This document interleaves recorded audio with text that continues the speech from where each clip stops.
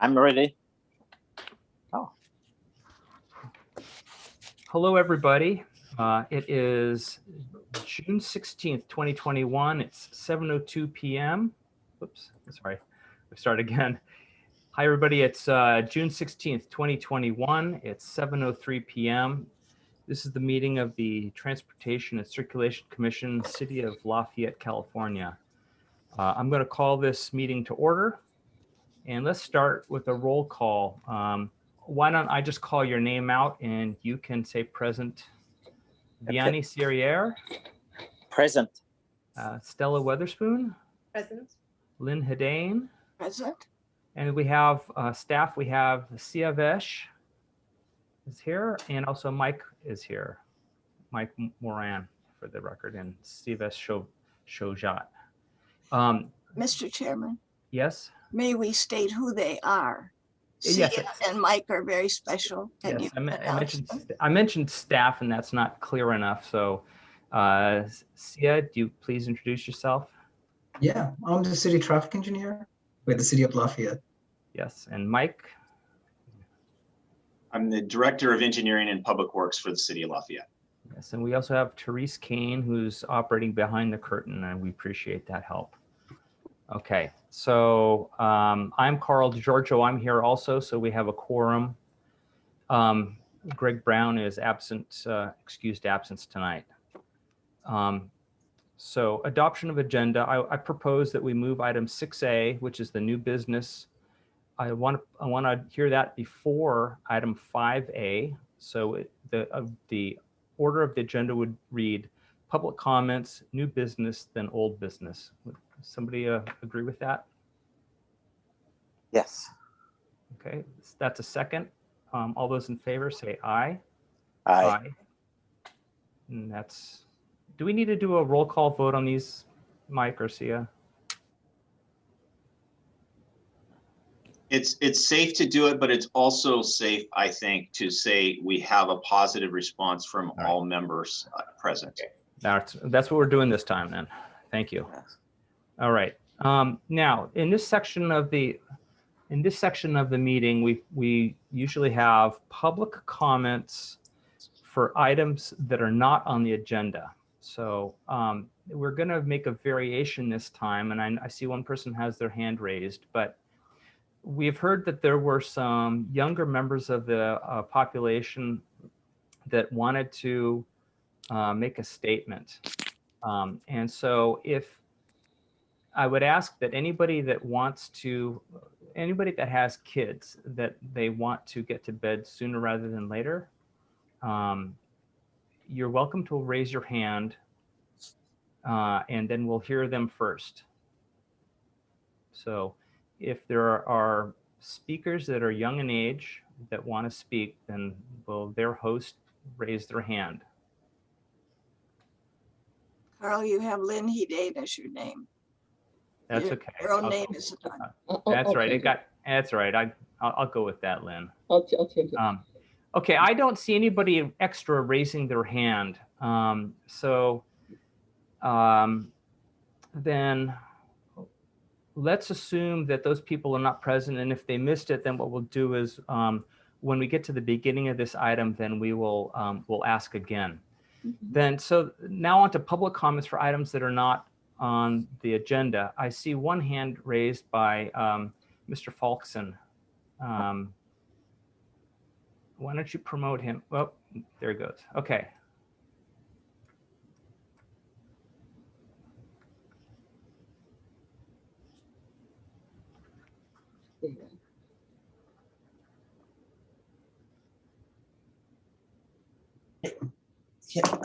Hello. Yeah, I'm here. All right. But So I didn't and my hand button, the button was raised inadvertently, not for this section, for later. Okay. Can Thank we you very see much. now? Can we Thank see you very his much. face? Can you see his face? We'd All like right. to see his face. Well, Lynn, he's going to speak later. So, Yeah. Therese will put you back in the queue, and we'll take you first later. Okay. So I don't see any other. Let's see what else. Okay, Abby. You have a something that's not on the agenda? And no. We'll find out. Hi. Hi.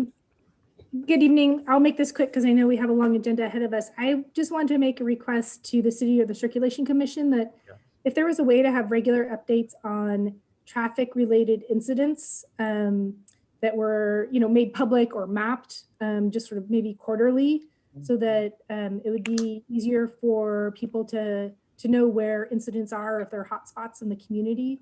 It might be good for helping us focus conversations. So, there are things that we hear word of mouth, and, something happened the other morning and there's been a lot of like, does anybody have any details? We don't know what happened. So it'd just be nice to have sort of things like that just made regularly available and mapped would be great, though I know that's extra effort, but that's just an information request moving forward. If the city could do that, that would be great. Oh, Thank okay, you. hold on a second. Stella or Sia, I think we asked about that once before. I don't know if either of you or even Mike have a comment about it.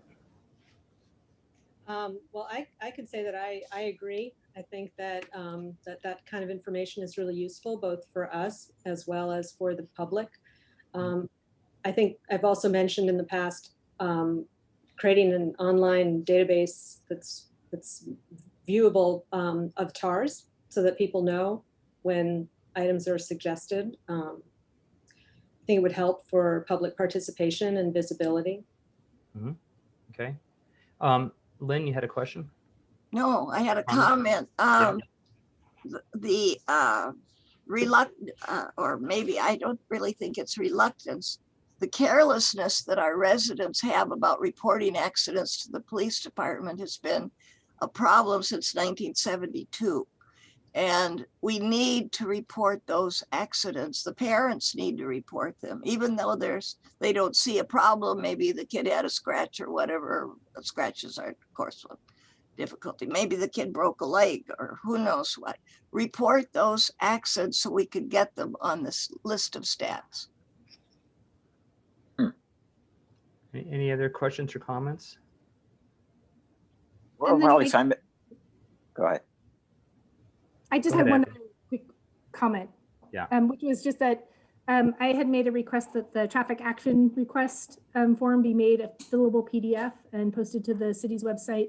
I don't know if that has been done yet. I apologize, I didn't check before this meeting, but I just wanted to follow up on that.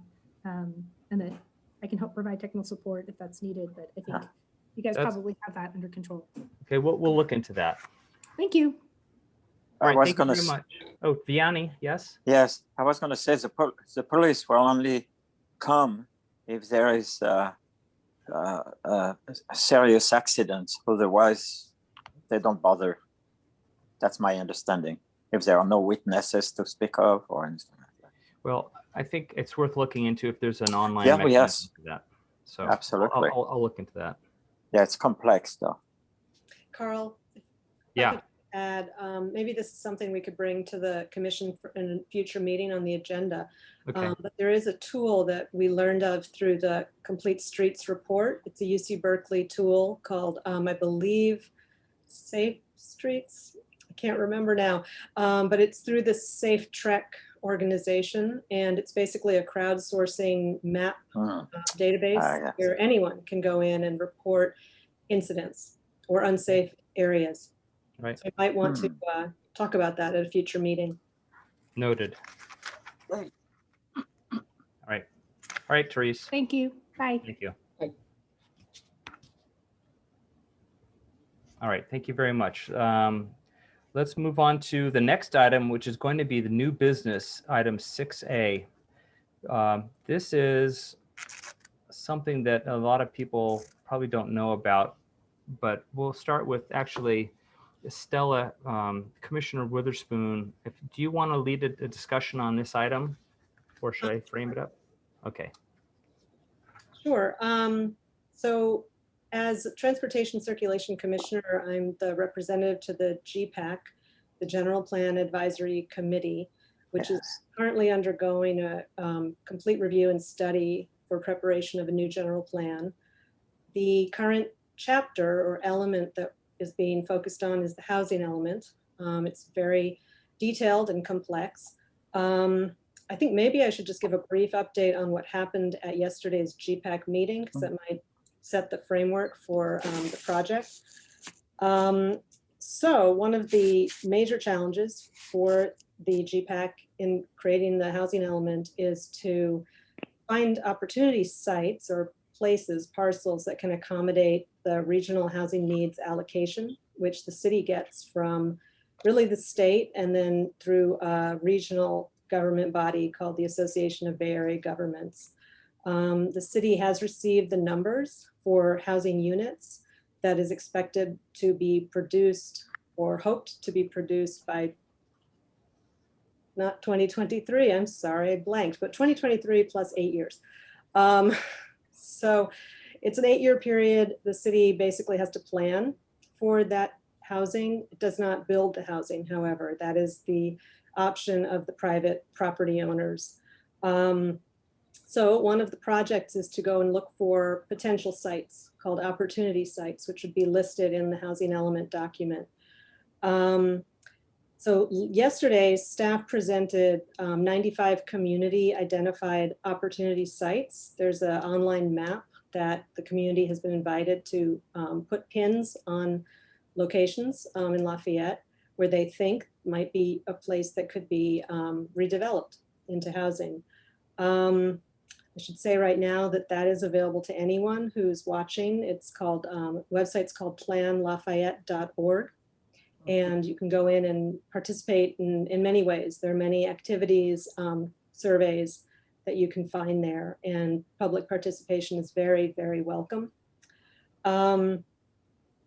The requested direction of staff was to basically say, yes, take this list of sites that's been identified to the regional entity, the Association of Bay Area Governments, and to the state Housing Community Development Agency to get their feedback on their viability and would they be likely to be approved as part of the official housing element. So that's underway. What is one of the goals is to really identify as many potential sites for analysis, because that's the first step. Just identify them and then go through a very in-depth analysis of each site for suitability. And so there will be a continuation of the online mapping tool, the crowdsourcing tool that I mentioned. That'll be up through June. There will also be a workshop on June 30th that will be a town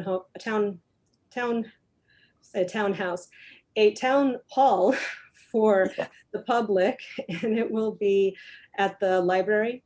It will be from 4 to 8.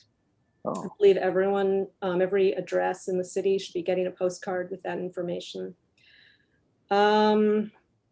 So I would encourage anyone who's watching, as well as commissioners, to spread the word and also to participate, to either attend the meeting if possible, the town hall, or to just go online anytime to planlafayette.org and give your input.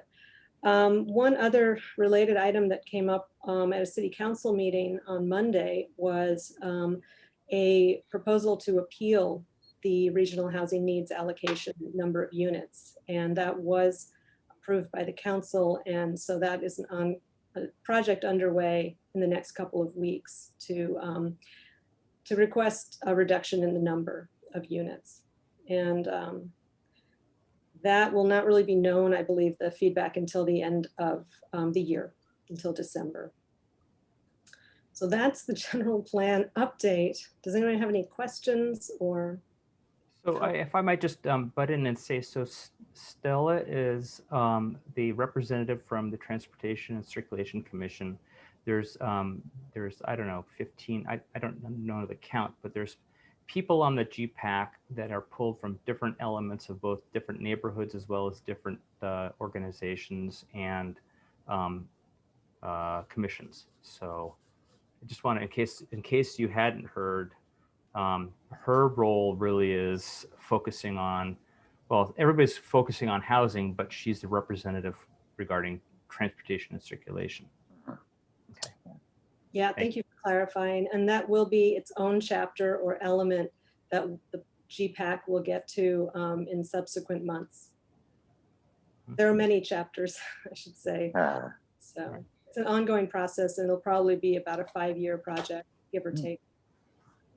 Right. So, Okay. Oh, Lynn? No, it seemed like a good time to urge anyone who has never seen the Lafayette General Plan as it exists right now to look it up and go read it, and then see what you all are doing and how it will probably change. And they can maybe help shape it. Okay. They need to know what the first one says before they can work with the next one. and there are links on planlafayette.org to the general plans, as well as other relevant plans like the downtown specific plan, etc. Okay. And so, so the specific item on our agenda today is to discuss the Transportation and Circulation Commission putting together a letter with what are not so much our concerns, but with what items we think should be considered in the housing element discussions that are currently ongoing. In other words, what circulation and transportation issues are really part of housing that ought to be examined during this period of time. So do you want to keep going, Stella? Sure. Yeah, so the Parks, Trails, and Recreation Commission submitted a letter to GPAC that was informational, and it was really just to raise their awareness about some factors that that the Parks, Trails, and Recreation Commission is considering and their work. And specifically, they wanted the GPAC to know about Parks, Trails, and Recreation efforts, hopes and dreams and plans as the GPAC considered housing development scenarios and even opportunity sites. And so they described some of their plans that are relevant, like they have a master plan, a trails master plan, and several other plans, talked about park-related fees that can support their work and parks, some opportunities and areas that they were interested in, and conclusion. And so I wanted to bring it to the Transportation Circulation Commission just as a option that it could produce a letter, write a letter, just to give the GPAC members some context for transportation issues within the city as they relate to housing.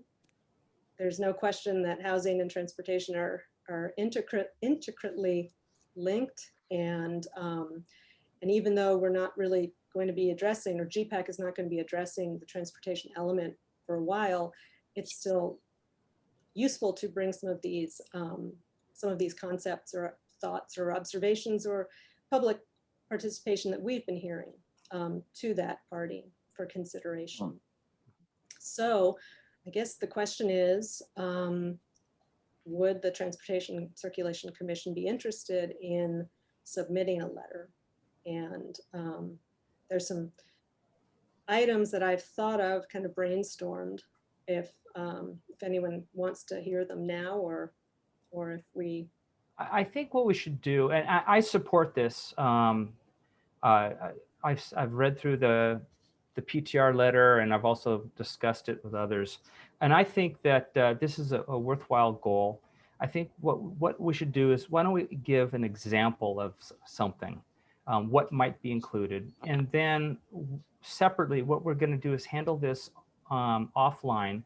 I think the suggestion would be that everybody on the commission comes up with content. If they have something that they think should be addressed by the GPAC, get it to me and to Stella, and we'll craft a letter, and then we'll get it back to staff. Staff will then edit it, make sure it looks okay, obvious flaws, and then let me pull my calendar up. And then we can distribute it internally, and well, why don't you go through your proposed time frame on that? Sure. The senior planner, who's the main staff person for the GPAC, has said that it would be ideal for them to receive a letter by the end of July. And so that gives us a pretty short timeline.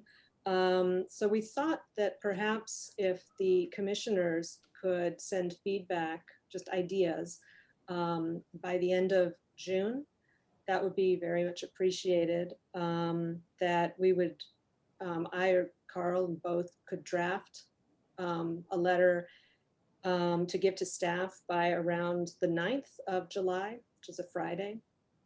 And then staff could take it from there. There's probably going to be some items where we have maybe a question like, how does the legislation regarding VMT factor into this? So we might need some staff research or contribution in that area. And then the idea, I guess, would be to get the letter finalized after staff input and circulation to perhaps the Planning Commission for feedback as well. To be brought back to the TCC for the 7/21 or July 21 meeting. Yeah. For formal approval.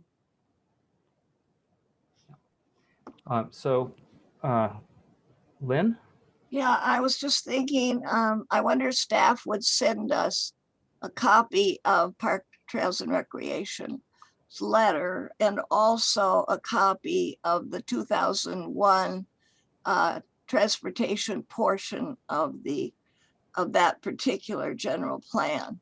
Would be interesting to know, and we could perhaps comment, but at least be able to compare how we have come along to accomplish our goals in that particular general plan, and where maybe the commission will have ideas on where we may be wanting to go. A lot of them may have read the work that was done in earlier study groups, such as the one that was headed by Don Tatson not too long ago. And it'll give them ideas, I think, give all of us ideas, I suspect. Yeah. I think So it's worth doing as we're writing the letter. Yeah.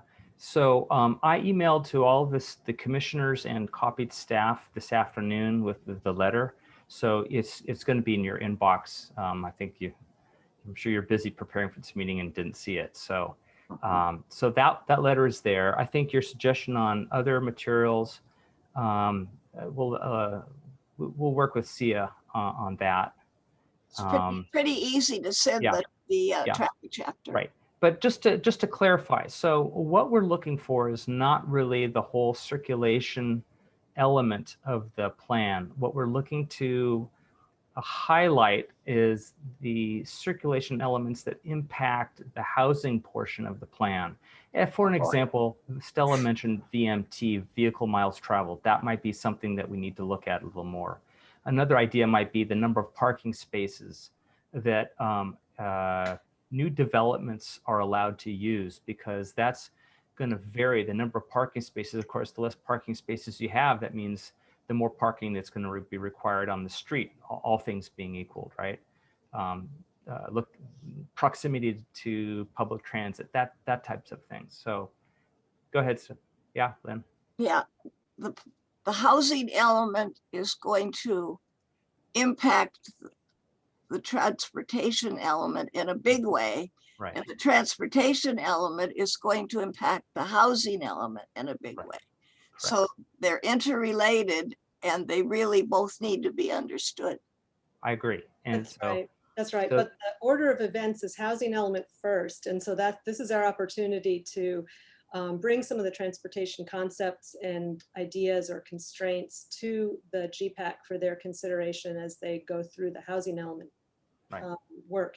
One of the major pieces of that work is evaluating locations for housing development. And so that's an area where transportation considerations could be very useful. Right. So, for example, the regional housing needs allocation requires or mandates that the city accommodate sites for housing at different income levels, including very low income, moderate, and market rate. And really, I think there's an opportunity for the GPAC to consider transportation as they draft those scenarios and identify sites and to be cognizant of transportation affordability as well, because obviously that's a component of a household's budget. And there's significant costs with all transportation modes, but some more than others. And so related might be consideration of the quality of transit, the access to transit, to active transportation facilities such as sidewalks and bike paths, etc. Yeah. Okay. Lynn? I got, oh, Sorry about that. It's more than that, if I may pose that. We live in a high fire danger area. The extent to which our residents are going to survive is going to depend in a big way with the capacity of our roads and how we're going to be able to move traffic. And if we jam up our roads so they can't move, I think we all understand what that means to the survival of our community and its residents. Thank you, Lynn. That is a very good point as well. I got a question. Yeah, Vianney. Is any housing is required to have parking space, or some of those housings don't need parking allocation? That's a really good question, Vianney. The legislative landscape for that, I believe, keeps evolving. And there are parking requirement reductions that state law has enabled for buildings that incorporate certain percentages of affordable housing. I believe there might also be some parking requirement reductions for ADUs, but I'm not positive. And those are the kind of details that I think we'd be looking to staff to Yes. illuminate for us. Yeah. Lynn? Yeah, a quick point. State law may think that they can make people not drive cars if they don't allow cars for housing. What happens, and what we've seen before from all the complaints that have come in over the years, where there's not enough parking, they just park in everybody else's spaces. They're all over the neighborhood. Mhm. And that's not right. That's not right. Yeah. That's one of the considerations that needs to be addressed. That's right. Yes. Okay, so let me recap this. So the idea is the Transportation Commission should draft a letter. What we're proposing is all commissioners, and for that matter, any members of the public that want to submit comments either to me or through staff. We want to get that by June 30th. Then Stella and I will work on a letter which we'll give to staff around the 9th of July. We'll then vet it, circulate it internally if they need to, and then bring it back to a circulation meeting at July 21st. Does that timeline sound acceptable to staff? Okay, I see nods. Okay, all right. Then this is not a voting matter, so this is just informational, because we're going to be doing all of this outside in a Brown Act compatible manner. Any other comments from any of the commissioners? No, thank you. Oh, Lynn? Yeah, if you will send me maybe a link to the 2001 general plan, yeah, traffic portion, Mhm. and the Park and Rec, very nice letter, I will forward those to about 800 people. Okay, all right. Okay, I think that's, anything else? All right. All right, now let's get on to the item 5A. This is old. Carl, I think Susan Candell. Yeah, hi. Just super cute. Hi, just super fast. I'm here to listen to 5A, and I'm here to ask questions of, but I won't really participate. So call me out. I'll be listening, and just let me know, and I will come on and help out. Okay, Thank all you. right, thank you so much. welcome. And Susan joined late, so I'll just say it again. We had heard that there were some younger members of the population that might want to have a presentation or say something. we're going to deviate from normal process, and we're going to take public comments on this item from people that are 18 years or younger. If there's anybody that wants to make that kind of a comment or presentation, then this would be the time to raise your hand. Okay. I see one hand is raised.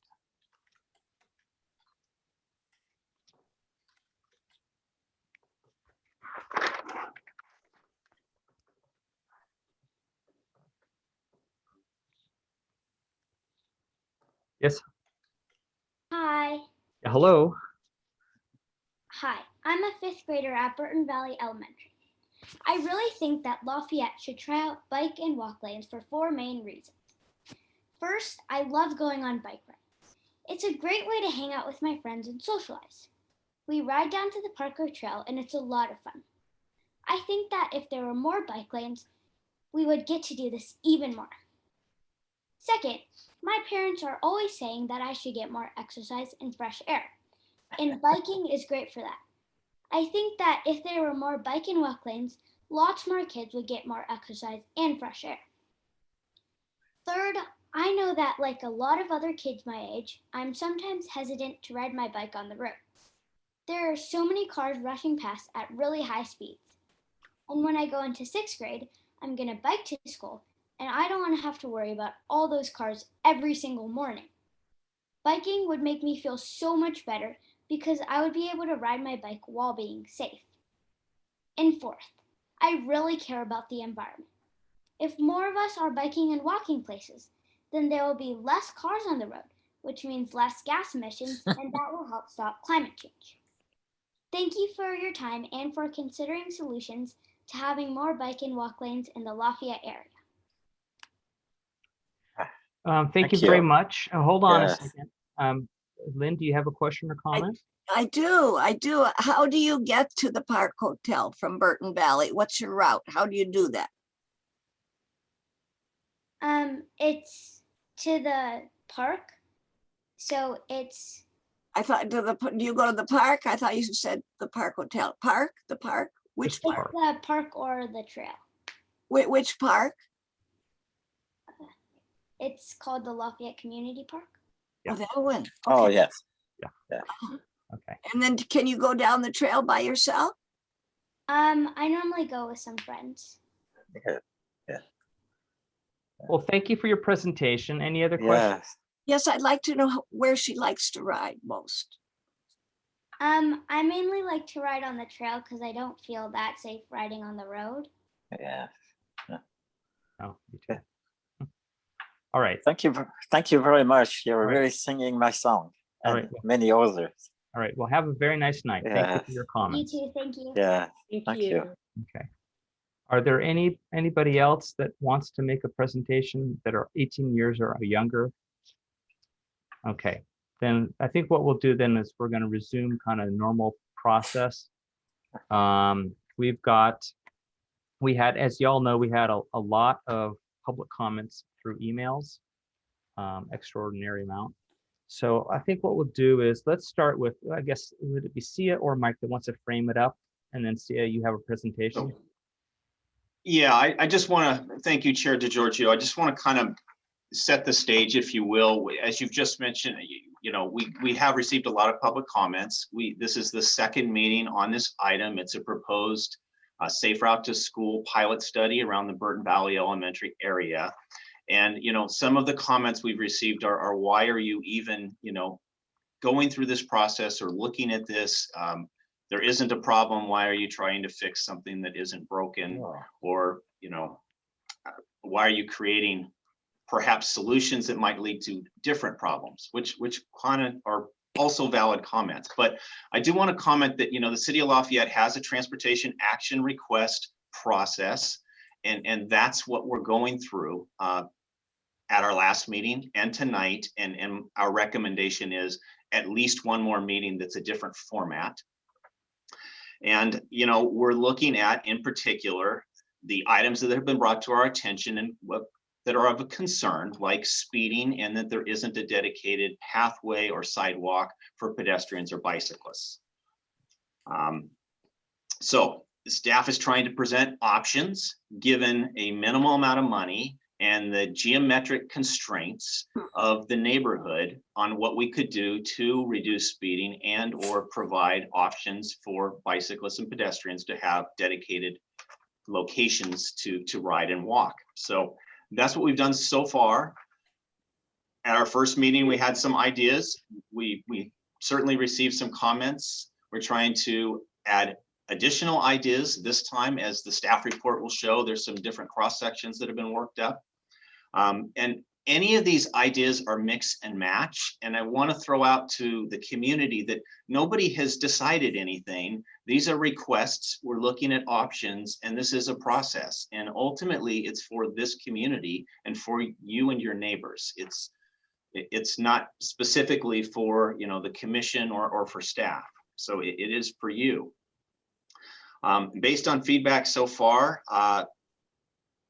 it's apparent that speed is at least a valid concern for most people. We heard that from most public speakers, and if they cared to mention it in an email, it's been re-mentioned again as a follow-up. But also based on feedback so far, it's apparent that most are against a dedicated path just due to kind of the unacceptable trade-offs. So I just wanted to put that out there. Given speed, it's also been suggested that basically if we just increase enforcement, our problem will go away. And although I do believe speed enforcement can certainly help, it's not going to be a solution. Primarily, speed enforcement is going after the worst offenders. It can't be there all the time. That's just the nature of you know, police enforcement and so forth. But it certainly could be a portion of speed reduction, and it could certainly be a reminder to some that, wow, I better slow down, and that cost me because I didn't yesterday. So not against it, but I do want to stress that I've researched it even more and had conversations with our police chief since the last meeting, and it's not a solution. It's not a practical solution. So again, the purpose of this process, there's differing views. It's to see if we can get any consensus, if there's any meat in the middle, if there's anything that comes to that floats to the top that we do want to try, that we could reasonably try with the limitations that we have. So C is going to present some more options. Some of them are similar to what's in the staff report. And again, our staff recommendation is that, you know, you do not take action tonight, but that we have more of a town hall or a workshop meeting. It's a better forum for this. It is a community project, if you will. And to be very honest, it's likely that this second meeting would have been in that format had we not been in the pandemic. So we've sort of been waiting for some of our restrictions to be lifted so that we could meet in public again, and people can decide, you know, to be masked or unmasked, and we could try and provide a location where you could be distanced. But certainly as we get, you know, some restrictions lifted, I think that it will be valuable to literally have some ideas shared so that there can be some back and forth and some rebuttal, and that's a better process for making these decisions, and for the commissioners to understand if there is some consensus or some of these, you know, suggestions that kind of float to the top. So with that, I want to pass it over to Sia. Thank you so much. Can we ask questions of Mike first? I would suggest that you let Sia make the presentation, and then perhaps one at a time ask questions, and then perhaps go into your public comment. I'm sure we'll have some. So just to keep things flowing. Yeah, keep a note, Lynn, on what you're going to ask. Right, Sia? Thank you so much. And I just wanted to provide an update. I remember last session we were asked if we can ride our bikes on sidewalks, and we found the answer to the question: yes, it is legal for kids to ride their bikes on sidewalks. We asked the police, we asked our chief, we can do that in Lafayette.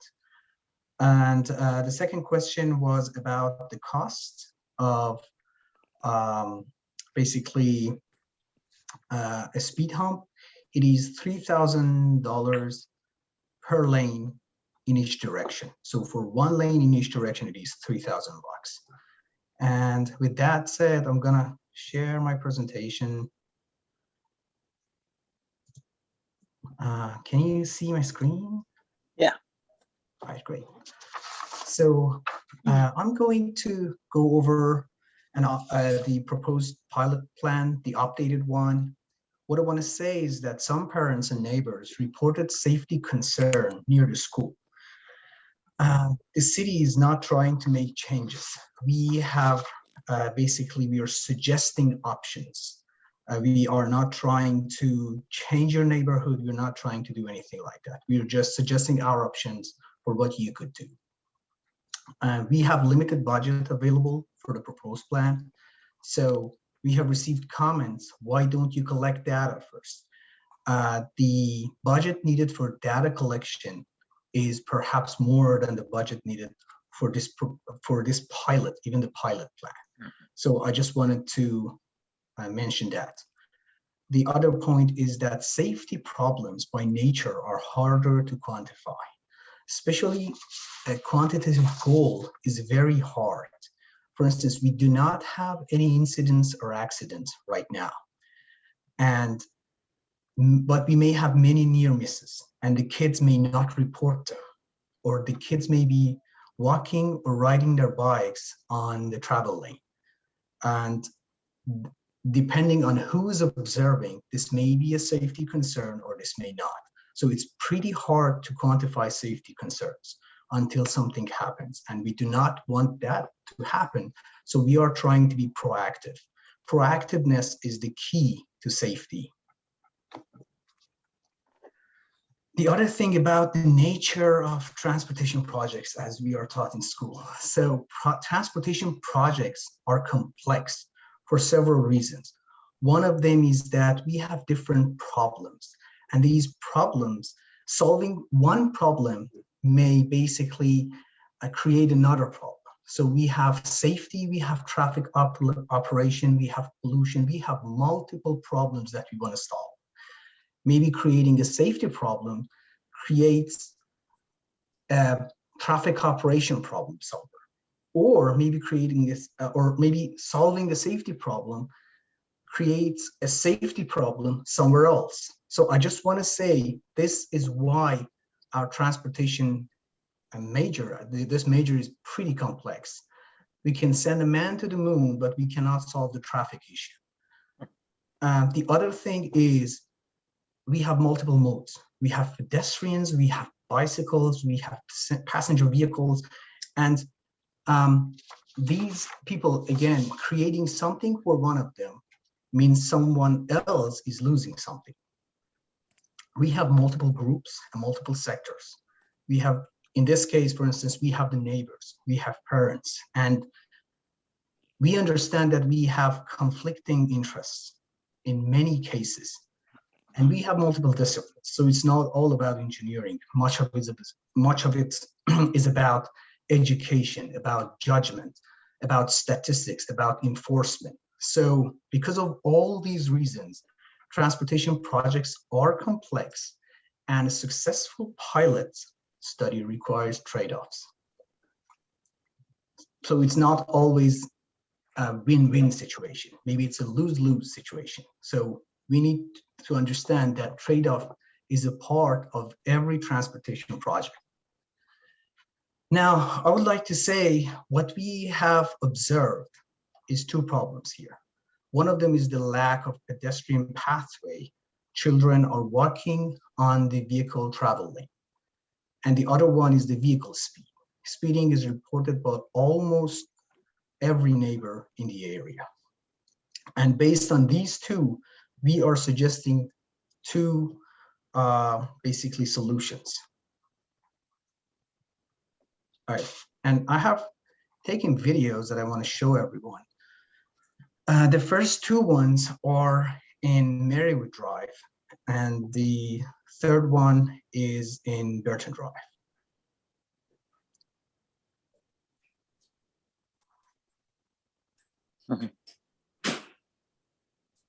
This is a group of children. Now, we have another group coming after.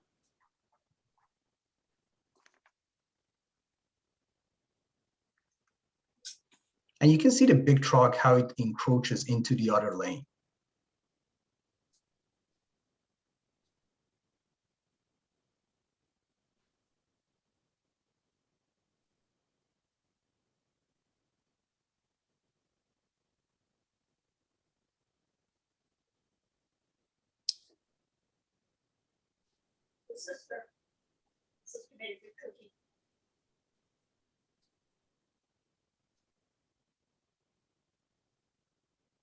And this will continue all the way, even we are far away from the school. So what will happen, this is in Burton Drive, when it is dangerous when it is mixed with higher speeds, as you can see.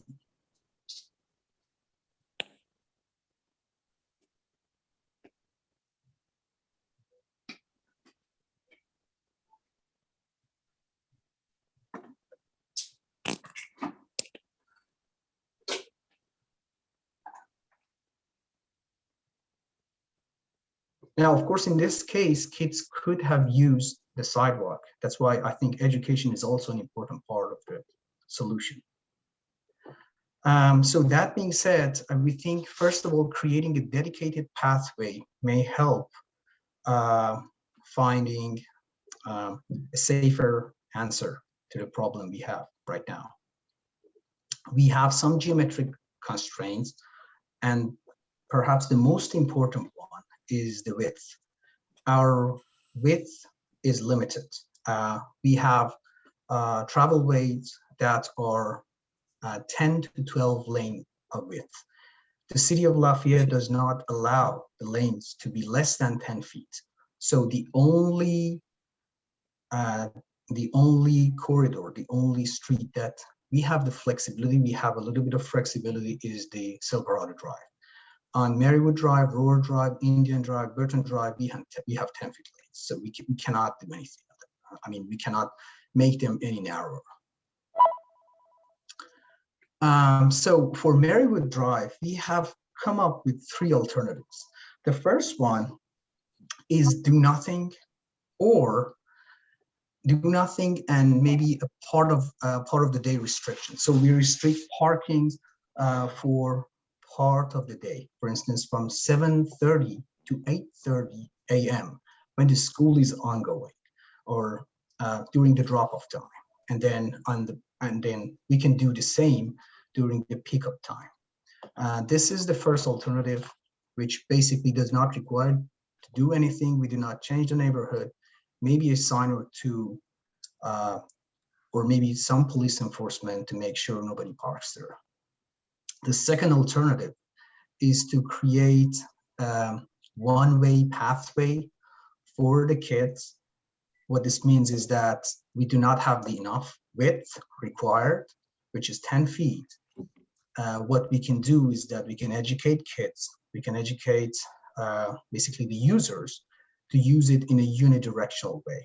And by unidirectional, we do not mean 100% of kids do it. We do understand that maybe 80 or 90% of kids will do it, and 10% will not, or will still do what they do today. They will have to yield to the other direction in case they do. They want to use this pathway. And alternative C is basically creating a standard bidirectional pathway and making the street a one-way street. Of course, this one-way can be either way.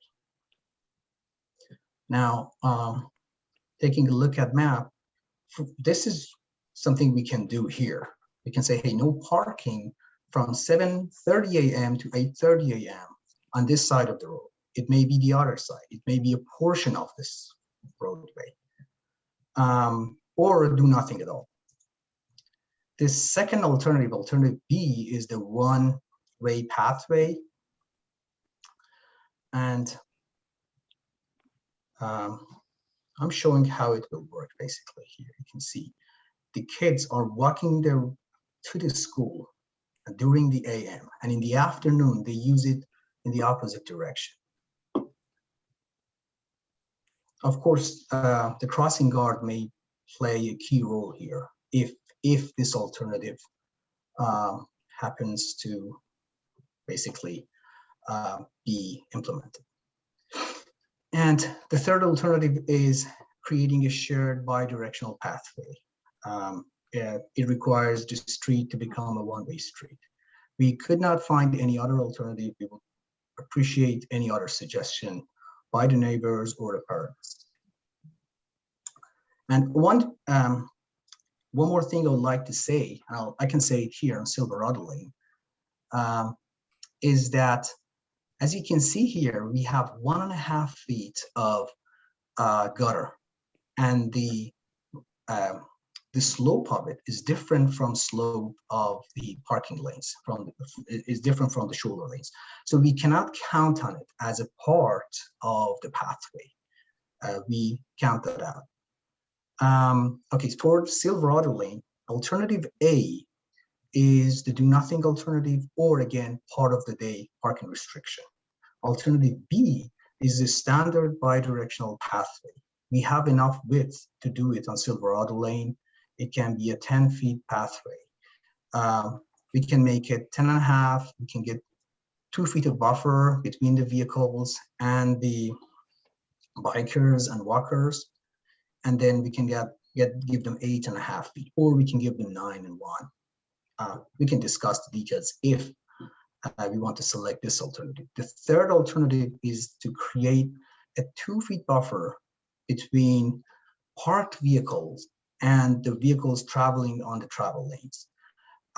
This creates some space for the pedestrians and for the kids to walk in that space in case there's a parked vehicle there. This is not a pathway. This is just creating some space for the kids to walk on. This does not take away basically the parking lanes, and doesn't require much. Only the lanes, the travel lanes will become narrower. Right now there are 12 feet, they become 10 feet. And on Silverado Drive, you can see them. This is an example how it will be on Silverado Drive. This is do nothing or part of the parking restriction. This is how the two-way pathway will look. We may not even need this part. And the reason for that, as part of the two-way pathway, the reason for that is, as a kid, if you want to go left, you will be using Merriewood Drive and then Silverado Drive. If you want to go right, you will be using again Merriewood Drive and Silverado Drive.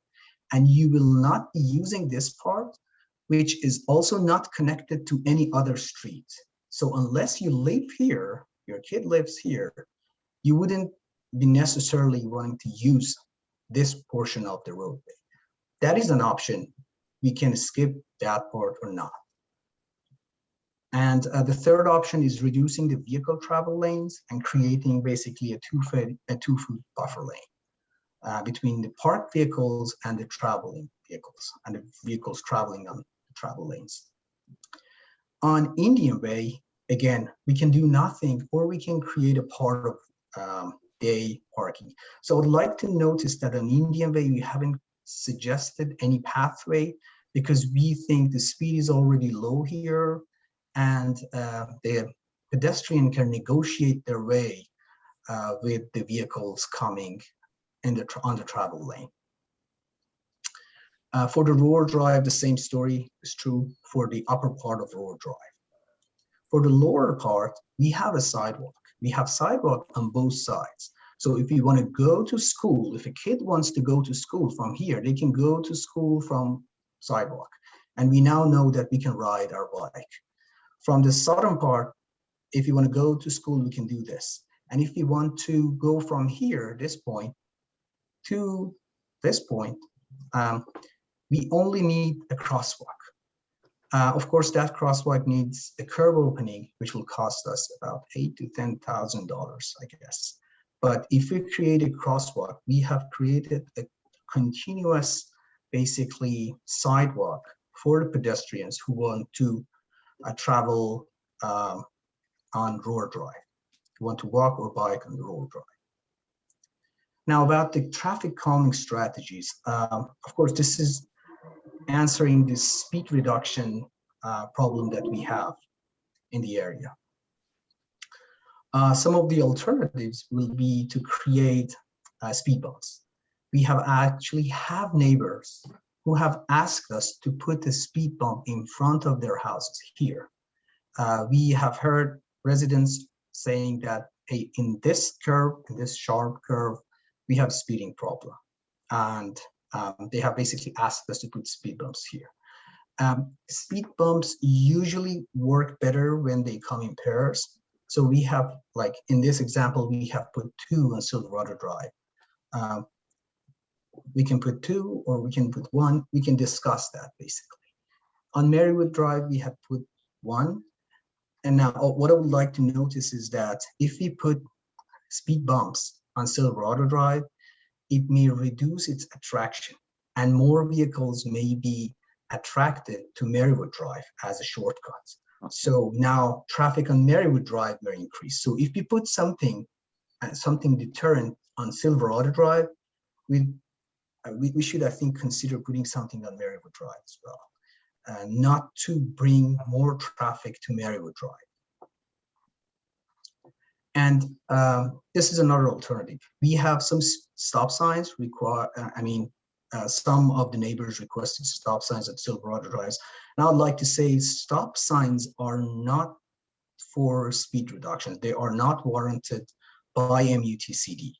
This is not for speed reduction. The reason we think we may put stop signs on Indian Way is that what happens right now is that parents, when they drop their kids, they queue up all the way here and they try to go out.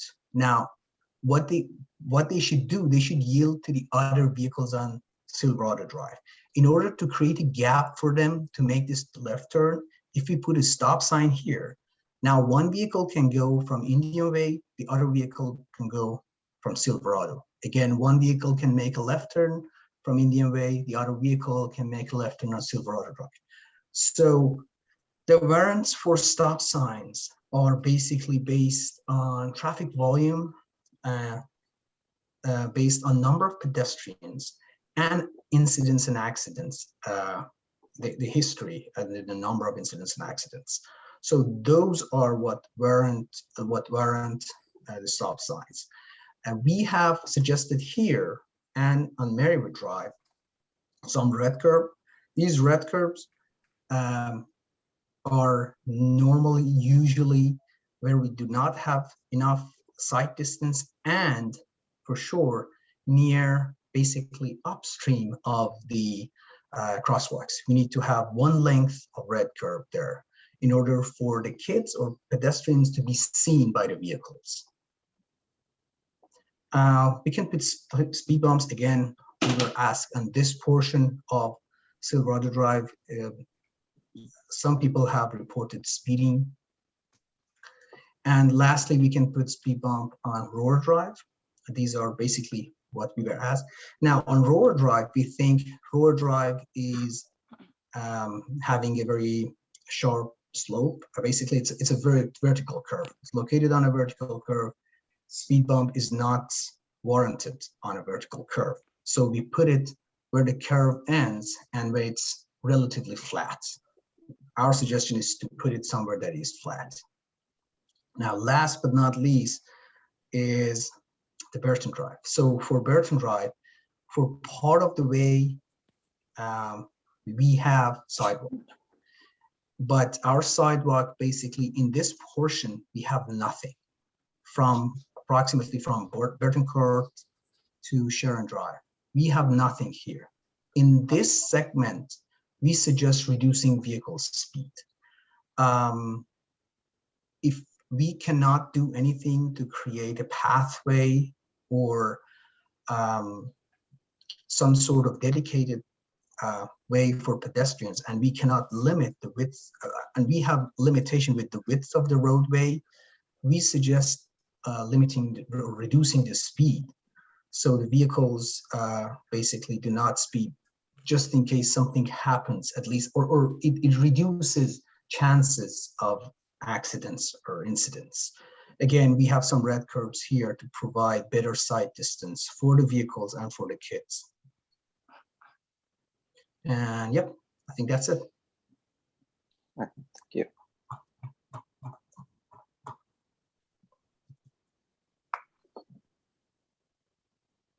All right, thank you very much, Sia, for that. Let's start with some questions for staff. Lynn, you expressed an interest in asking a question earlier. Yes, I have a few. May I ask those? Sure. Okay, but first I want to say something. There is no such thing as a safe route to school. There might be a safer route, but there's no such thing as a safe route. You can never guarantee safety. There's no way of doing that. Okay, then questions. You have some red curbs planned. Is there a way of signing no parking, for example, no parking here to the corner? We used to do that. Can we still do that? Is it still lawful to just sign and not paint red because red is so ugly? I like it downtown. I don't like it in neighborhoods. And I don't think many other people are going to like bright red in neighborhoods very well either. Is it possible? That's the first question. Is it lawful just to have the sign that says no parking here to the corner? I'm not sure. That's a Mike question, but I'll look into that. Ah, thank you. Let's see. Do you happen to know whether or not it is legal or illegal now for cities to still have police reserves, which are volunteers in uniform? We did have them for almost 30 years. And can we still do that? No, Mike asked that, and there's no such thing anymore. Oh, Yeah, I also had sent a message to the police chief, to the chief of police. Aldrich. Yes, and also Nairoop, and I hadn't heard that back yet. So Nairoop wasn't here when we did that. no, Nairoop. Right, no. She said she didn't know, and that we're waiting for Ben to respond. But okay. I think it doesn't exist. I think Mike asked it. He can answer that for sure, but that's fine. Okay.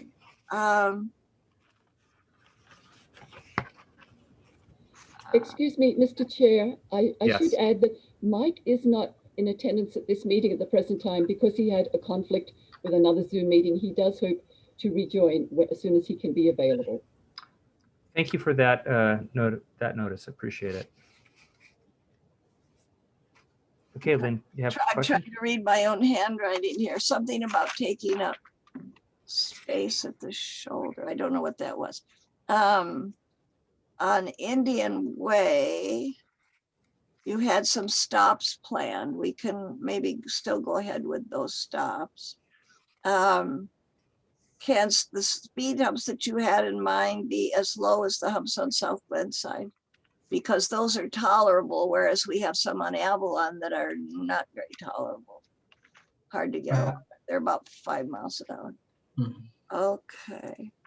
yeah, if it's a speed hump, so if it's a speed hump, it usually brings the speed to 20 miles per hour. If it's a speed bump, it reduces to less than that. Speed bumps are usually shorter and taller.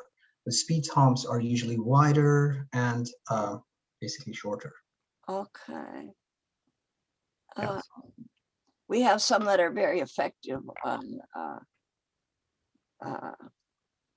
lower down in the city. We have 3 on one road, and they're very effective, all right, but they're pretty high.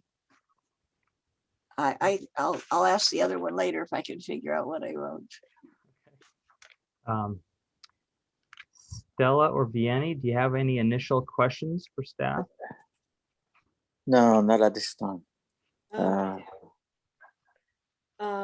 First, I just want to say, Sia, this was a really fabulous analysis and presentation with the video graphics and the color on the aerials and the animation as well. It really helped to contextualize the ideas and bring them to life a bit. So thank you very much for your effort on that. I have a number of questions, mainly about the shared use pathway concept. And so one of them was, I saw that research you had done indicated that 10 feet wide is the standard minimum width. And I noticed that, well, most of the two are 8 foot and 8.5. So are you including the 2 foot buffer? We have included that, yes. With the buffer, it will be 10.5. Exactly. Yeah, Okay. with the buffer, it's 8.5, and then 2 feet buffer would be 10.5 feet width. In FHWA, it says 8. In some instances, but preferably 10. So FHW is Federal Highway Administration. So I think we are within the safe limits. Okay. If we have 8.5 to 10, we may reduce the buffer to 1. I don't recommend that because I think it's still important to put a buffer. And if we have the buffer and the width, we are 10.5. Okay. I Yeah. think we are within the standard zone. Yeah. Okay. Yeah. Given thank the you limitations, for given the clarifying. limitations, I think we're good. Okay. Yeah. And I think I had read that 8 was a minimum recommendation for more of a limited use. So not many bicycles or pedestrians per hour or per minute. Okay, great. That's really helpful. You know, one thing I was wondering about was if we have some idea or input from the school or the parent teacher association or the principal about what their current mode split is for kids that bike or walk to school. Just be interesting to know. I think your video showed us a small sample. I don't know if that's a statistically representative sample or not. Yeah, it's pretty hard to say. We asked actually our staff, and we found that 166 kids ride the bus. So it's either one-way travels or two-way. So every day, 166 kids go with the bus. I think it's pretty hard to find the mode split. And it's even harder when the school is back to normal. Right now, I'm not sure how we can do that except if we do a survey and ask the parents or ask the kids how you do it every day, something like that. Well, that might be an option. Yeah. If kind of the design and consideration goes through the start of the school year, which is actually the beginning of August. So it's coming up pretty soon. And, you know, I think one effective way is even for the kids in their classrooms to get the survey and take it to their parents. So it's definitely possible to use some of their help in distributing the survey and getting it out. So that would be useful to know, I think, because one of the thoughts I had about the shared use aspect is kind of the question of how do you accommodate zippy, fast kids on bikes and pedestrians who are small children and who just maybe are sort of drifting and wandering and weaving. And I know they're all really nimble, but it's just something I just had a thought about and felt like it would be useful to know a bit more about the users, the predicted users. Sure. Such a infrastructure. Another question I had about the path design is, are there ADA requirements and is there any mandate for compliance? If a wheelchair, for example, were to be on the path. It's usually the curb openings I know of. It's the slope of the curb openings and the curves. For the path itself, I'm not sure. I can take a look, but I don't think in such pathway there is any requirement. Or I mean, there should be some, but I'm not even sure if we can make it ADA compliant, if there is any. So if let's say ADA compliancy means slope of less than 2%, for instance, I'm not sure if we have the budget to do a meaningful change to the streets or to the pavement. But for the curves, I think if there is any, yeah, sure, we will have to be ADA compliant. And in the design though of the shared use path, the curbs aren't really part of it, are they? Because it continues through because of the slope. The slope of the curbs are really more than slope of the pavement. So slope of pavement is about 1-2%. They are about 10%.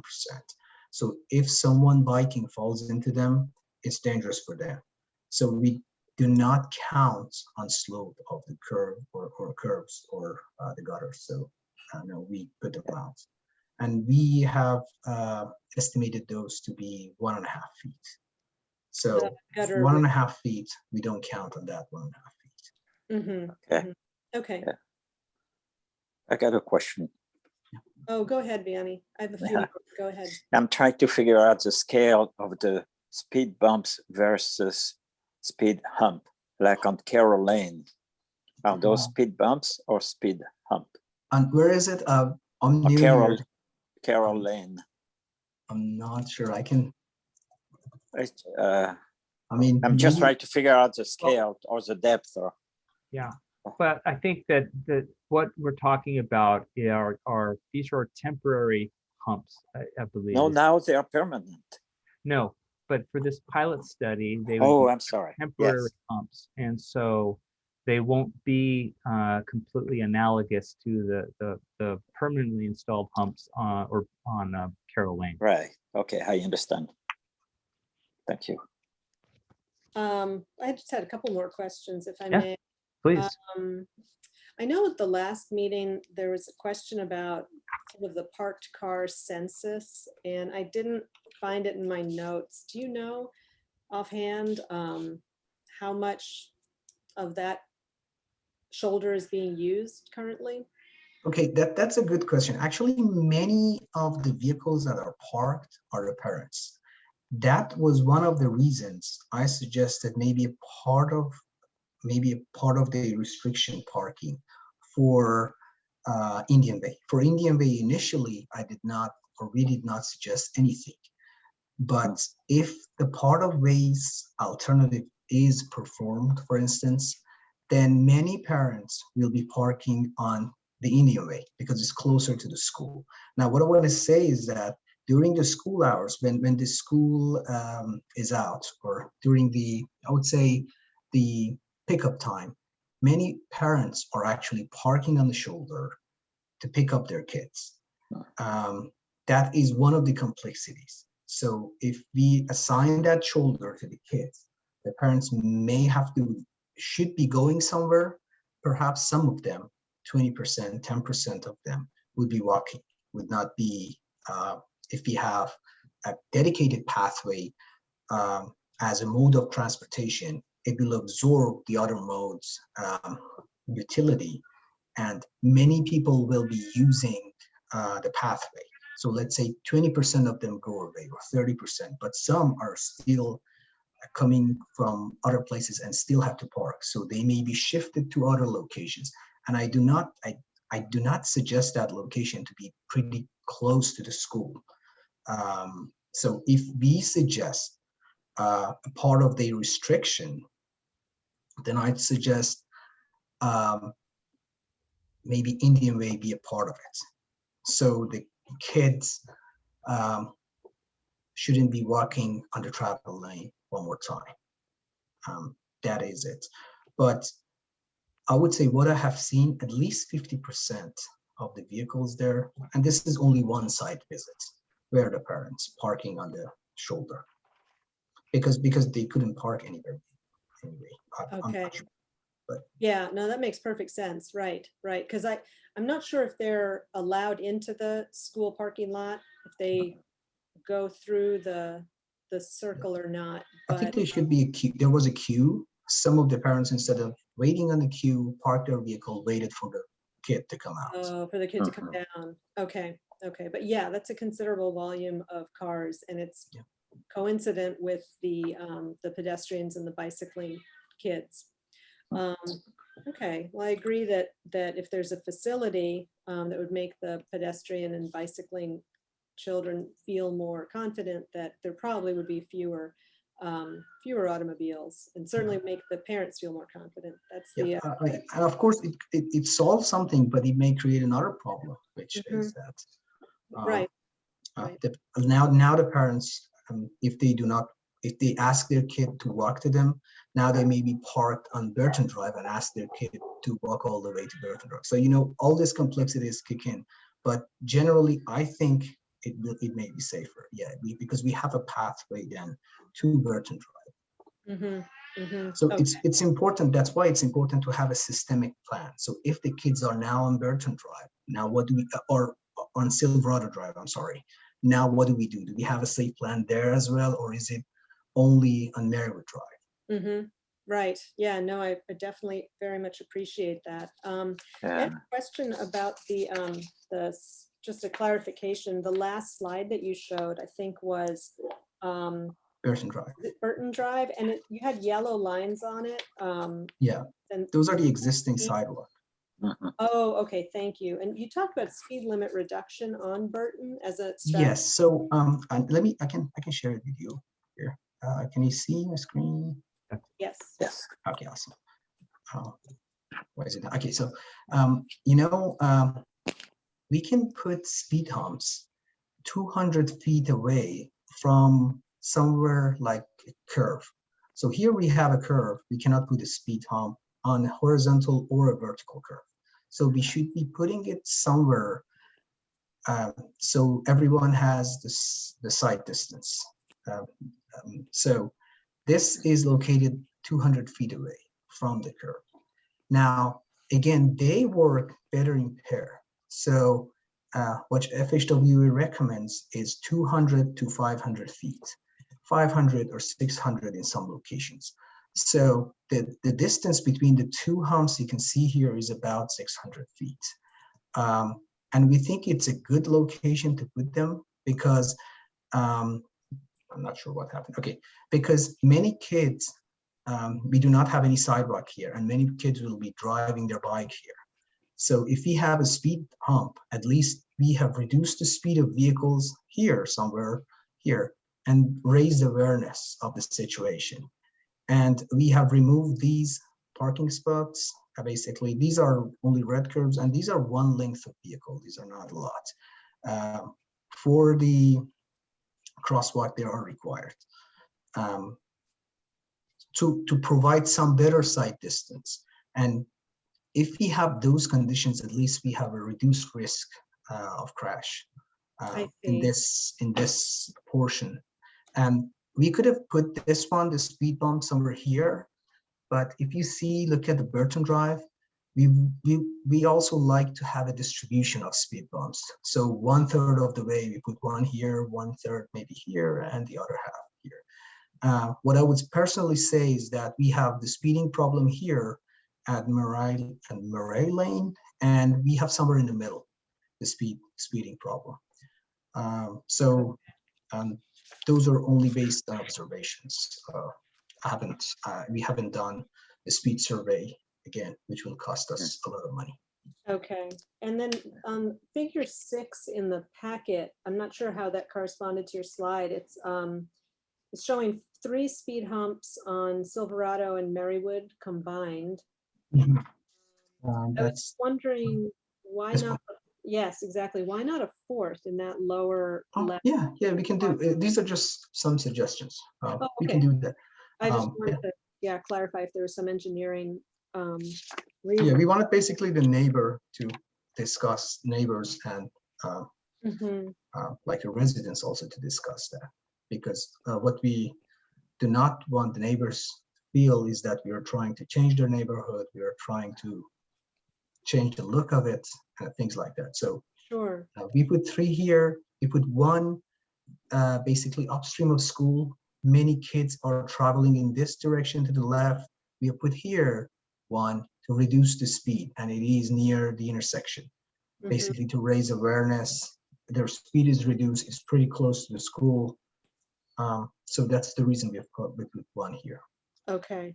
For the Silverado Drive, a neighbor, actually, this neighbor asked us, he said, I think it was a she, said, I'm pretty comfortable you putting a speed hump in front of my house. So that's how some of the neighbors are mad about speeding in their neighborhoods. Right. Well, the final observation or comment I wanted to make was just about this idea to put a crosswalk on Rohrer at the I guess driveway to the school. And I prepared this one. I think that is just brilliant because we have a sidewalk, a very nice lengthy one on the south side of Rohrer that terminates right at the driveway. And then we have another nice one that continues on the north side. And so making the connection between those two is just wonderful. And I wonder also if it would be possible to add a crosswalk. I don't know if it's necessary, but just across the driveway itself, in case kids were to go down that path, just to give people coming out of the driveway that kind of visual that there So could we're be here, you mean? traffic crossing. Somewhere Yes, I here. think so. No, actually further up. I think the other driveway. This one. Yeah, yeah, This that's is it. Yeah. where you can connect the sidewalks. Yeah. And this is the basically street view. Exactly. This will be the sidewalk and this will be the curb opening. It will be expensive because we'll have to remove some concrete to make it ADA compliant. It will at least, I think, be 10,000. Mike knows that better. But what it does is that right now we have the sidewalk here. We can create this crosswalk and we can make this a red curve. And here, somewhere here, so somewhere here, we have another sidewalk. So we can kind of connect those two together at this location. Yeah, and if we put a speed hump, as we have suggested, or a radar gun, whichever we suggest, we think works better, ahead of it, somewhere here, then we ensure the least vehicle speed is reduced, and then there's a crosswalk here. Or we can put a radar gun somewhere here to reduce vehicle speed, and then put a crosswalk somewhere here. Those may work nice together. Great. Well, thank you very much. I got one more question. Okay. Would it be, I'm just thinking in general terms, could it be that parking is only on one side of the street to make it safer for the kids to have more room? You mean here? So in general, yes. On Rohrer Drive, right? Or yes, and other streets getting to the school. I mean, of course, yeah. That's the original plan we came up with, to move the parking to one side of the street. Yes, that was for everywhere, but what we've heard is that many residents are against it.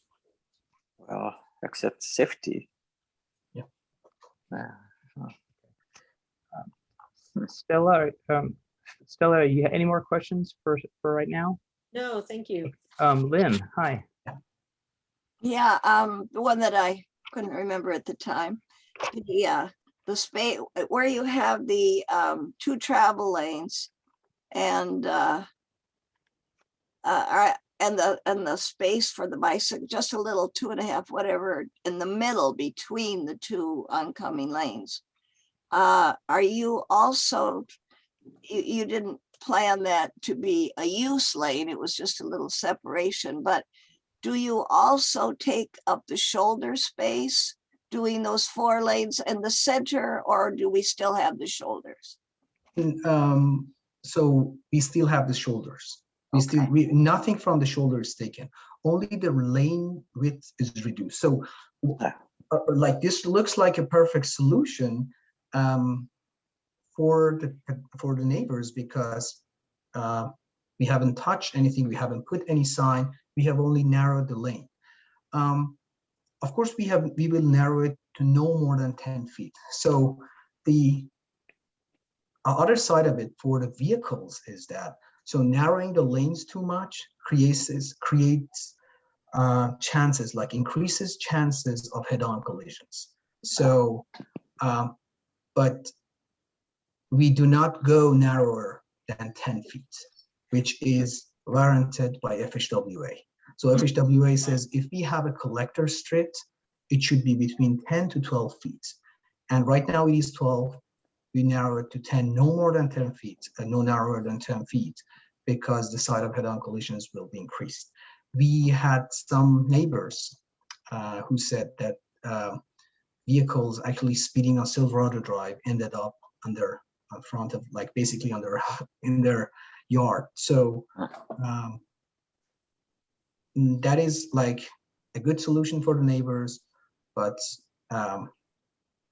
it may not be a perfect solution for the kids, or the drivers, but at least it creates something, some gap between the parked vehicles and those that are in the travel lanes for the kids. It's not a pathway. We do not name it a pathway, but it creates like 2 feet for someone who is trapped between those vehicles, basically to get past that vehicle, the park.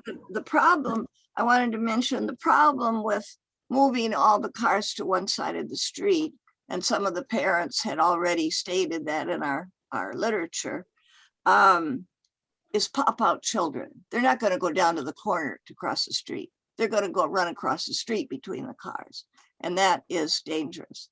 So for that reason, I will be supporting that. But I wanted to say for Stella, it's very easy to do a survey of the entire school district and also the high schools. I did that myself. That's how we started the trail, was exactly like that. I did a survey because I wanted to know how many their kids were being hurt. Every time I turned around, the 10-speed was new on the market. Every time I turned around, some kid was getting hurt.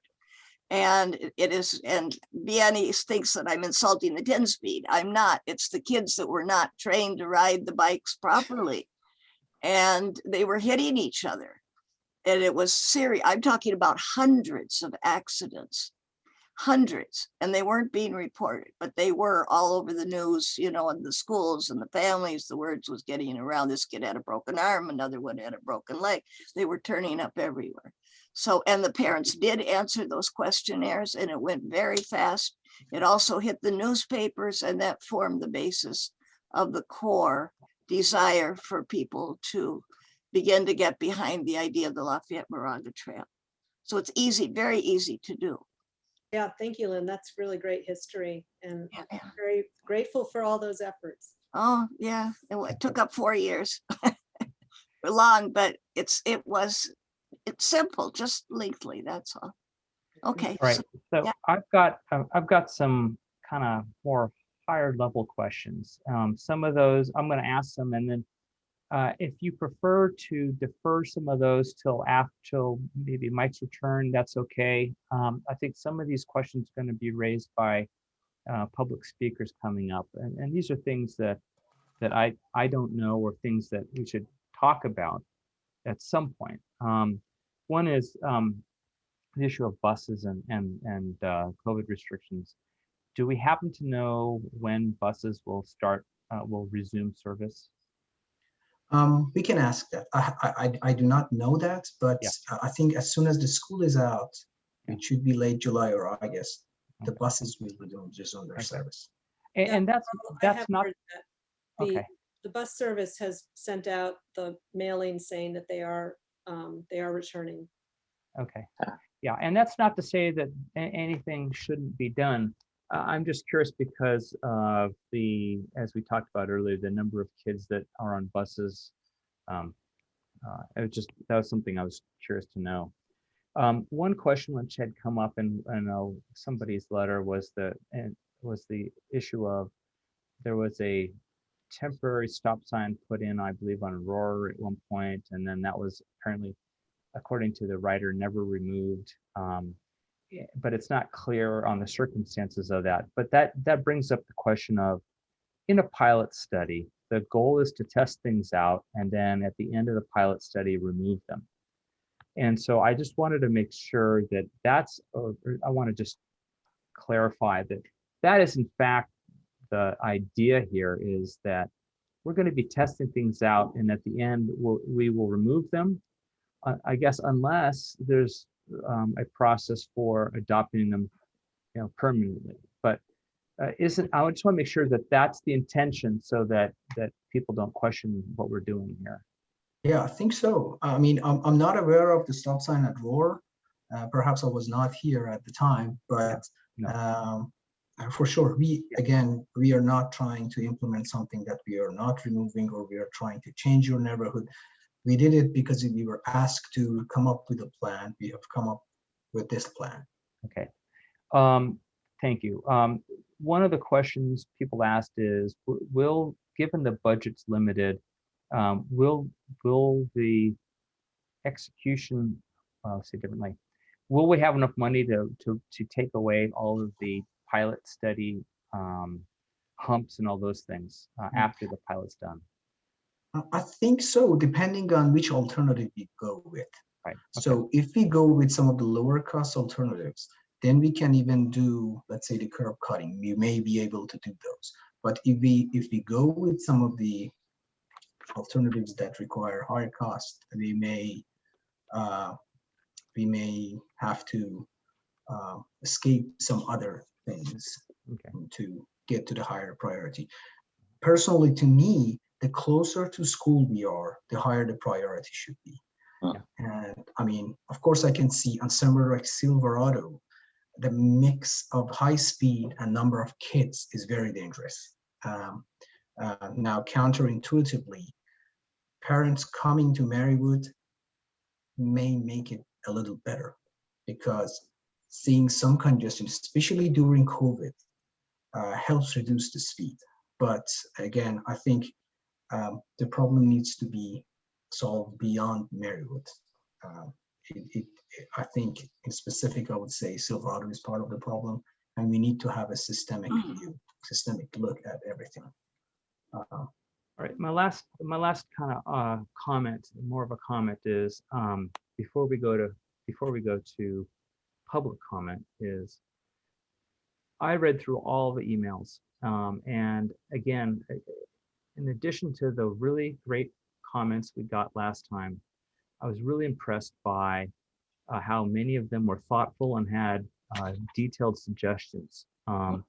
And not to call any out, but well, I was going to call out, for example, Christy Mack, who was on the previous NAT team. She had a very good letter with a lot of good background on it. And also William Folkson had a lot of great points, and I'm sure we're going to hear from him later. But what I'd like to do, I know we're gonna, I'm gonna introduce public speakers, but at some point I'd like to get a hold of the previous NAT results, and so that we can see, and this may be something that will the public will surface when we have a town hall. But I'd like to not lose a lot of the findings or suggestions that occurred in the past. So, okay. I got one comment to make, or question. Okay. And that is, I'm surprised that the city permits bicycles on sidewalks. To my understanding, it's illegal to ride on sidewalks for many reasons, and one of them is pedestrians, but the other is that people coming out of their driveways or garages, and they have no clue that there is a cyclist coming down. Can be really scary. So that's what why we were told is that it depends on municipality. And we read the code and we asked Chief Ben Aldrich. So there is no universal code in California. Some really? cities may ban it, some cities may allow. But the city of Lafayette allows riding the sidewalks. All right. So, yeah, and but not downtown. Not downtown. How do you know exactly. then? How do you know? How do you know that sidewalks here are okay and others aren't? That's why it's a it little says bizarre. in the law it should not be in the CBD, in the central business district area of the town. I researched it a long time ago. I wrote it. Okay. Okay. So I want to take a step back and remind everyone that the way that the agenda specifies what we're doing tonight, we're not making decisions on what's going to happen next, with the exception of, I think that we want to encourage staff to help set up a community workshop with town hall as the next step. We're going to be listening to public comment. There's a lot of stuff that, as I mentioned, that has surfaced in emails that I think is relevant and good to draw upon. So just for the public, we're going to have another meeting, town hall, that hopefully will be more interactive in nature, and we can avoid the video Zoom limitations. I want to get involvement from the school and school district. I'm sure that in the PTA, I'm sure there's a lot of important input that we're going to want to hear from those parties in a workshop. I want to remind that in a pilot study, we have the ability to change things as we go. If we do something and it's obviously not right, there's no reason why we would have to hold on to it for a long time. And if ideas surface that sound good, there's no reason why we can't execute it as long as we have the funds for it. And the other thing is, we're all open to suggestions. Sia, I think you've done a really terrific job on last report and this report, field visits and everything else. So I think this is a great start. So with that being said, I'd like to open up public comment at this point. We have a 3-minute rule, which unfortunately we're going to try and keep to that, depending on how many speakers we have. At the end, if the commission decides to come back to additional comments, we can do that. Okay. So, and I could ask Therese as a favor. I know Carol had her hand up a while back, but Mr. Falkson had his hand up originally, and then we took it down for the public comment portion earlier. If you wouldn't mind starting with Mr. Falkson, I'd appreciate that. Certainly. The first speaker is William Falkson, followed by Carol Singer and Jessica Lodge. Okay, we'll be back.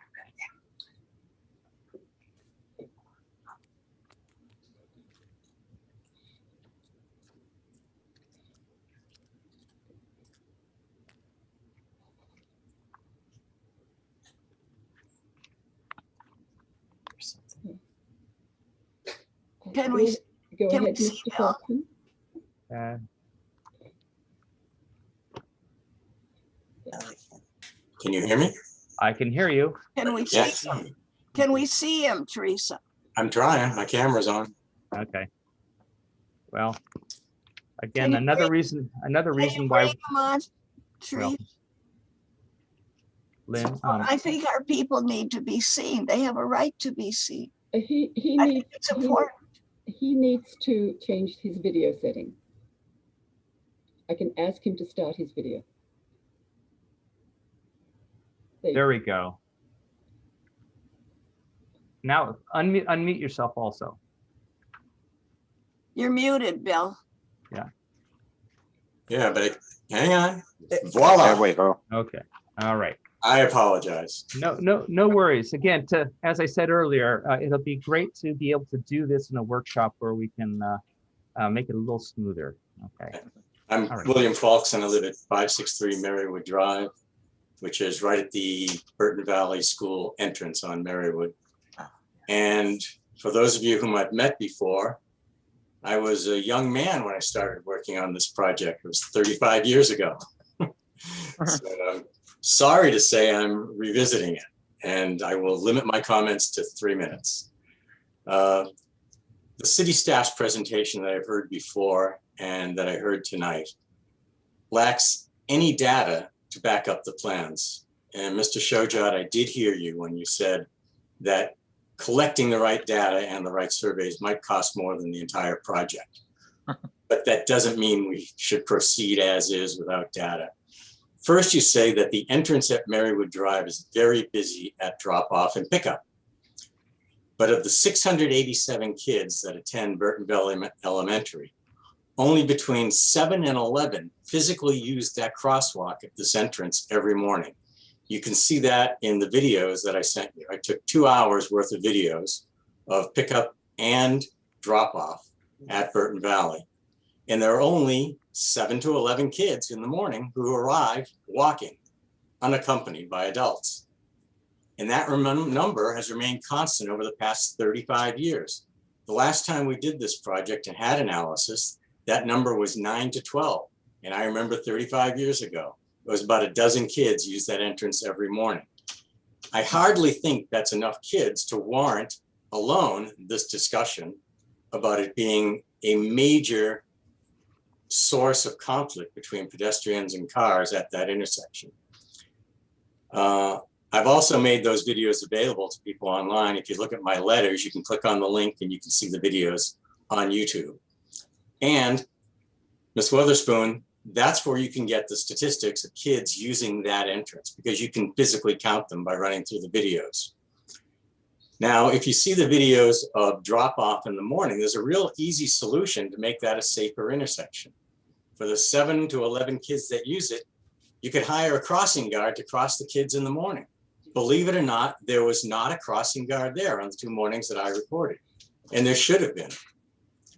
Also, you can notice in the video that in the morning at drop off, there are no cars parking on the street, because in the morning, the cars are allowed to drive up to the school and drop off their kids, loop around and drive out. So there's no parking on the shoulders in the morning.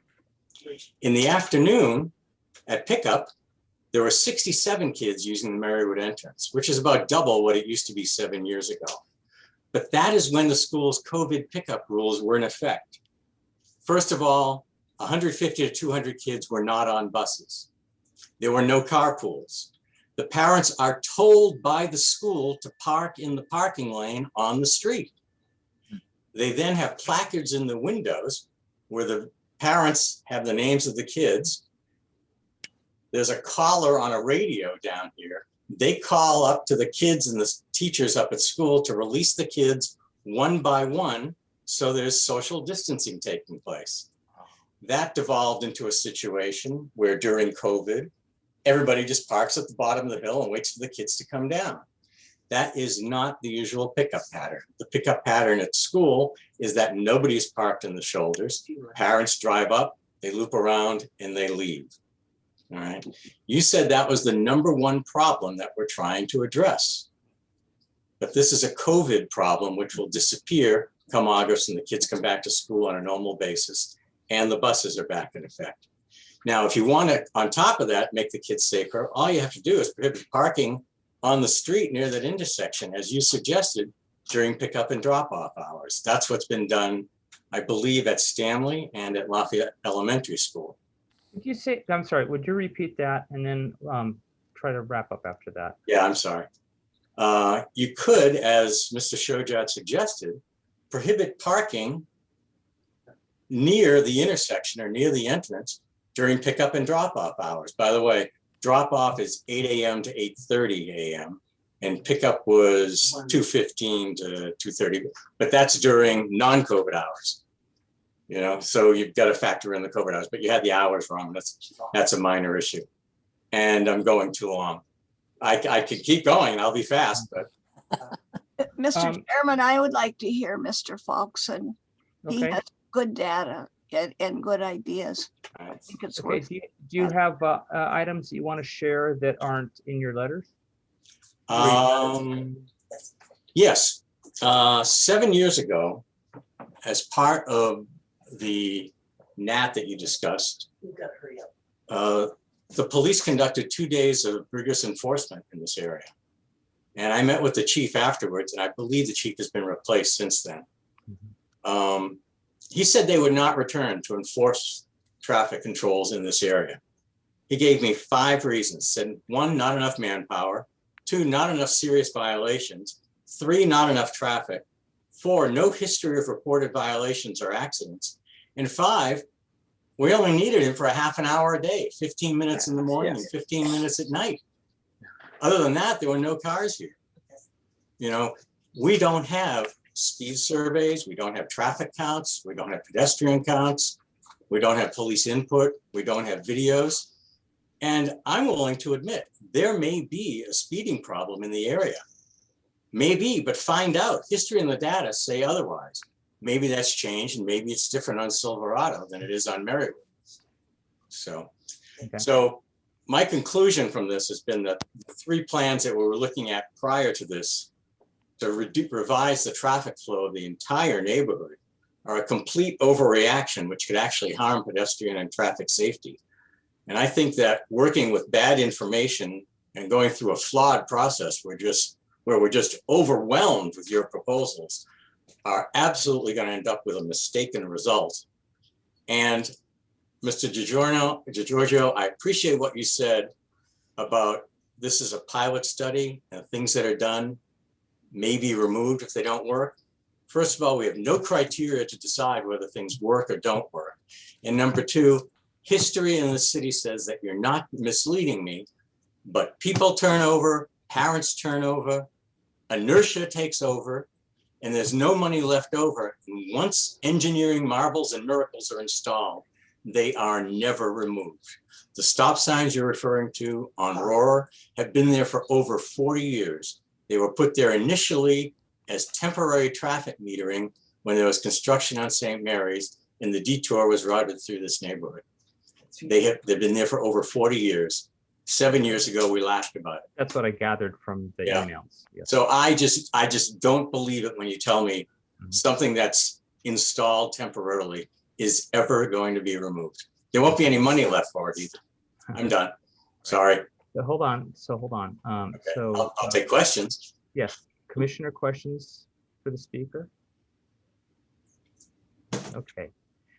I do appreciate your comments, and also thank you for the letters. I appreciate that. You're welcome. Thank you for that. Thanks for the effort. I appreciate it too. The next speaker is Carol Singer. One followed second. by- So 1 second. Hold on, everybody. Sia, I didn't Thank see you, you Mr. raising your Fox. hand earlier, but yes. Yes, so I looked at your video. The video you sent showed in front of your house. I just wanted to notice, this is not the same throughout the corridor. The danger is not crossing the street. The danger is weaving in and out to the travel lane. The number of kids, you said 11. My video here shows, in that video, only in one of them, it's more than 11 kids crossing. So it may be this situation that's related to COVID. I don't know. But at least my observation said more than 50 kids crossed at that day. So it was not 11. Speeding, yes, as you said, we didn't have data for that, but almost unanimously, and you can take a look at the video last time, all of the neighbors said speeding is an issue. Now, I think the neighbors are saying, hey, maybe we don't have any issue problem, like speeding problem issue. So if we want the budget to be consumed, we can spend it on speed data, we can spend it on different stuff, and then come here, and then there's no solution again.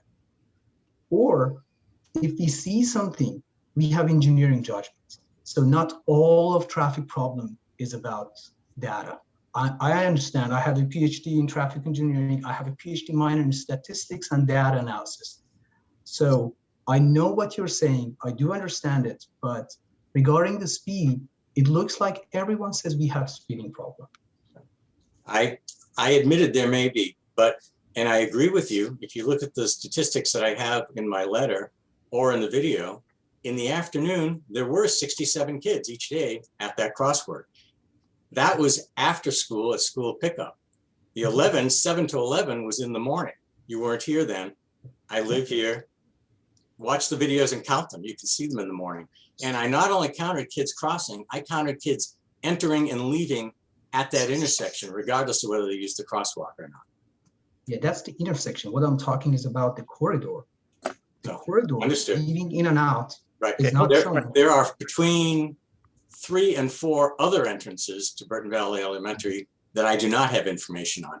I was trying to address what Ms. Witherspoon was asking about how many kids are biking, how many kids are walking, what entrances are they using. I don't know the other 3 or 4 entrances. I don't think you've looked at them either. Lynn, you had a question? Thanks. Yeah, I wanted to say that we are forgetting to use our volunteers. When I was chair of the Traffic Commission for a couple of years, we sent out the parents and they crosshatched every single storm grate we had in the city. They fanned out, they took sections, they marked them. It took 3 years. We paid for them over 3 years. We divided them in their thirds, got it all done so the kids wouldn't catch their bicycles, go head over heels and have a bad accident like one child who lived on Rohrer Drive did. It would be very easy to send out speed guns with our volunteers and do our own surveys, and it wouldn't cost a penny. Okay, that's a good idea. Can I say one other thing that's non-controversial, but it will help, and I just don't know who else to tell? Sure. Okay, thanks. If you look at the videos, the school crossing guard in the afternoon, my videos, not yours, he holds a sign out when he crosses the street, telling parents to stop because kids are in the intersection crossing the street. Under California law, when kids are in the crosswalk, both directions have to stop. The sign he's holding is the wrong sign. It says stop on one side and the other side says slow. Oh, They No, need and to that's- they that's need a- to replace the sign. It's a Okay. handheld sign, but he's telling one side to go and he's telling the other side to stop. That's going to kill somebody right there. Okay. Which intersection is that again? That was at the Burton Valley Elementary and Merriewood entrance. I'm sorry. Yeah. So he's just holding the wrong sign. Okay. I Not his watched fault. I watched your videos and I did not notice that. So thank you for that highlight. Appreciate No, another highlight of my videos. Sorry, I will let you go. In the last video at pickup time, a police officer rides by on a motorcycle.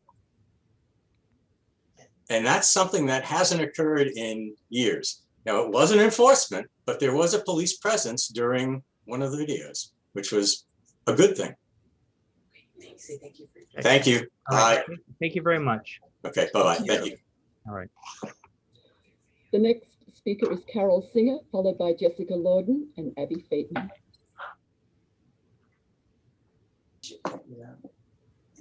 Mute yourself, too. Hello, everyone. I'm Carol Singer. Thank you for all this work you're doing. Can we see all of Carol instead of the top of her head? Multiple problems. Well, I have to get on a pillow. Okay, I'll be very quick. I did not see in any of this presentation the bollards and the striping, the green paint. Is that gone from all the plans? So the bollards are not, those are delineators, those are plastic. And if those are something that the neighbors think makes the neighborhood ugly, we may think about replacing them with something else. Yeah, we are pretty open. These are, again, these are just options. We can put, I don't know, butt studs. I don't recommend putting butt studs because of the liability issue, but yeah, we can make it neighborhood friendly if that's what concerns, which I think, yeah, and those bollards or delineators, the plastic ones, those were only near the corners. Those are not continued at all. Oh, my Those are just question here. was, are they gone? You did not show them at all. Yeah, no, because we received the comment that our graphics were not good. So we tried to show a cross section of the roadway basically this time to make it clear what we mean. Those are not gone, no, but if those are something you'd like to be gone, if the alternative goes through, yeah, we can think about those how do you say, nitty-gritty things of the. And the green paint, is that the same? It's The green paint, I don't think it'll go away. If we want a dedicated pathway, because the green paint, what it shows is that there are bike presence in this pathway. So green paint, yeah, for that reason, I don't think if we go with that alternative, I don't think it goes away. Maybe Mike is a better person to answer the question. As far as I know, anywhere there is a biking wall, nowadays it should be green. So you are saying that if there is a bike lane, there would be bollards on the corner. Is that what you're saying? There may be not. Yeah, that's what I'm saying. There may be not. Yeah. So I they think wouldn't be there. Can I let's make sure we can restate that. The proposal that C has put forth is going to be discussed and decided upon by the neighborhood. And so whether or not there are bollards or some sort of markers at key points is going to be up for discussion. I think he included those for best practices reasons. The first time. Yes, Yeah. I have one more. I'm speaking for my daughter who lives on Burton Drive and has to get up at 4 in the morning, so she couldn't stay up for this. but one of the speed humps is right in front of her driveway. So she wanted me to ask, I assume you would not put a speed hump in front of the house's driveway. Is that an assumption that can be made? No. Those are approximate location. We're not putting, definitely not putting in front of the driveway, no. Okay, because that's exactly where it is on your No. screen you showed. Okay, thank you. That's all. Thank you for all your work. Hold on, Carol, hold on. Lynn, you had a question? Just a question, yeah, on something that Sia had mentioned on delineating the bike lanes. Mike, a question for you. It was my understanding that Matstats were being phased out and we're not going to be available anymore. So can they be used for bike lanes, and wouldn't they make bike tires slip? Yeah. So possibly to both. They are being phased out, and that is not a detail to really discuss tonight. I want to point out, Chair DeGiorgio, we've had 2 public commenters and it's been exactly 20 minutes.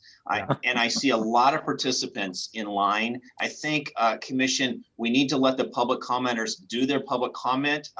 We need to have less back and forth. That is what the workshop is for. I want to emphasize that we're presenting options. You can shoot them all down. You can pick and choose. You can take parts of one.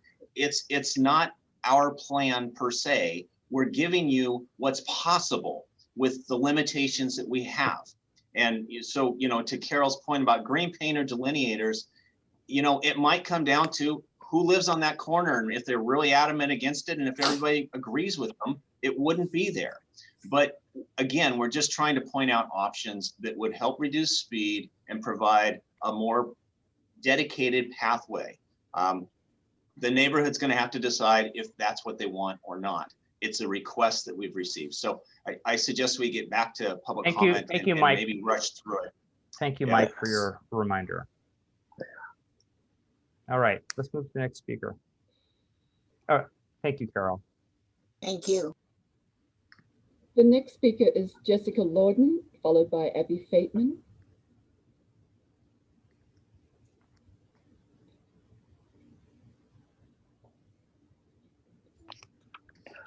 Good evening, everybody. My name is Jessica Lorden, and I was just commenting to show my support for this project. I think a dedicated pathway in order to get kids to and from school is very much needed. I think a 2-foot buffer zone, while better than nothing, is still very dangerous and not ideal. We've done a lot of research on this. There's been a lot of work done by the community members, and we have good options here. And I don't see any reason why this pilot study shouldn't go forward. Any questions for the speaker? Thank you very much for your comments. Thank you all. Next speaker is Abby Fateman, followed by Damien Urim.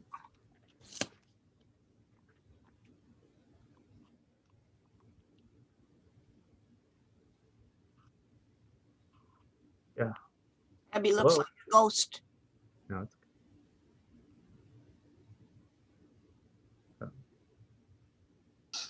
uh-oh. Can we get Abby? Her hand, I can promote her just a moment. She may have lowered her hand. There you go. Hello? Hi, can you hear me? Yes. Yes. Oh, that's really bad glare. I apologize. Hi, I'm Abby Fateman. I live in Burton Valley. I've been here for about 11 years. I've been working on safety issues in this community since I moved in. And I guess there are a few things I want to say. One is I'm alarmed at the comments that were recently made on this meeting that the community is going to make a decision about what's going to happen. This is something that we are asking experts to make a decision on and make recommendations on. This is about safety. This is not a gnat where we're asking upstream neighbors to vote on speed humps in a downstream flow neighborhood.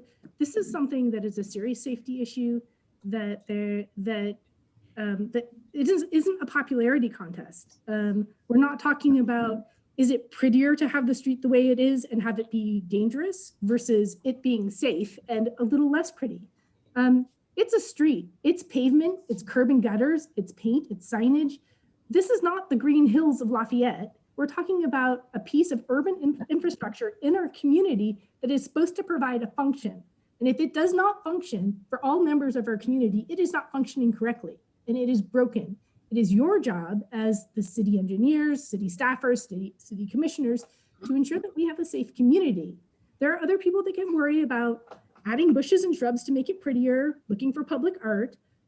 We are talking about safety. And I really want to thank Vianney for his comment earlier when someone was talking about removing parking. His response was, perhaps he didn't realize how profound it was. It was, but safety. And the answer is like, yes, but safety. We are fortunate that we haven't had multiple people killed here. Every day that people are on the street, they're taking, they're risking their lives and unnecessarily. And because of some vanity about paint on a street or some perceived right to park somewhere, that's not a right. So I think we need to step beyond what we consider a minor inconvenience and really see what we can do to make this community safe.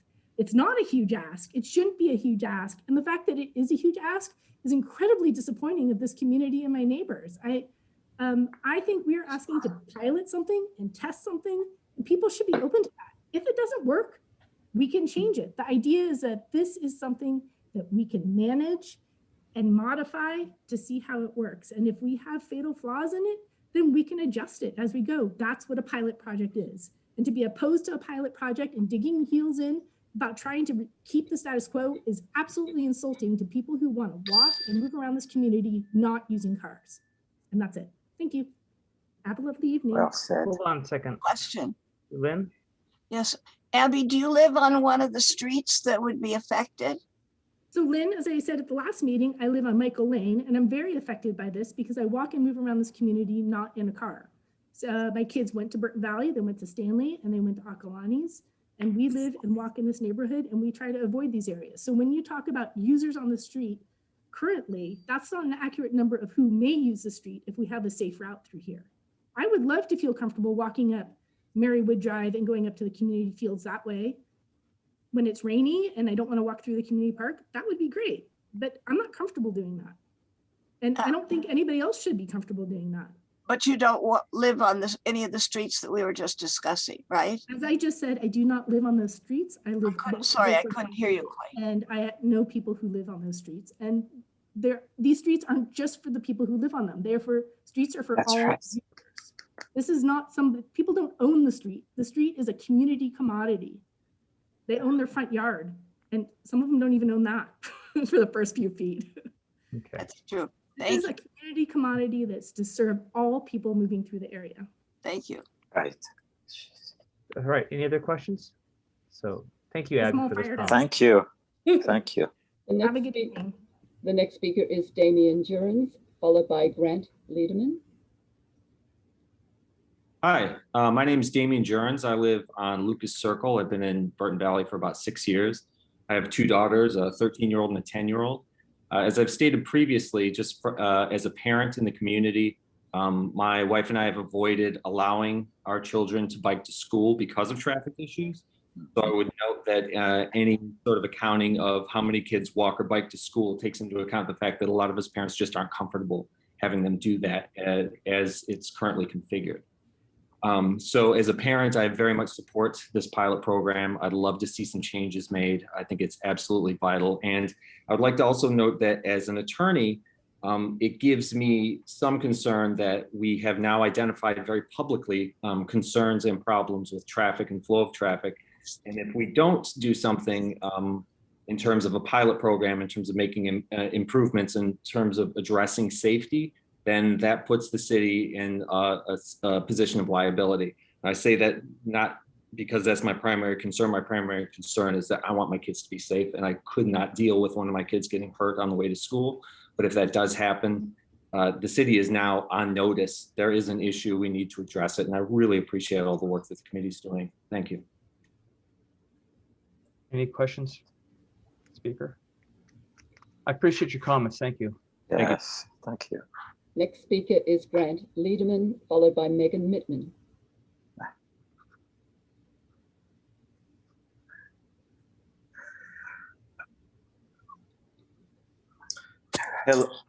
Hello. This is Mike Letterman. Grant is my incoming first grader at Burton Valley. I have two other kids. We live on Lancaster Drive. We regularly have to use these routes to get to school. Our kids go up Sandalwood Lane.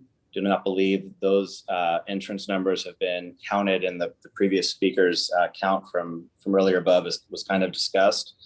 I agree with the person a couple of comments ago. This is a safety issue.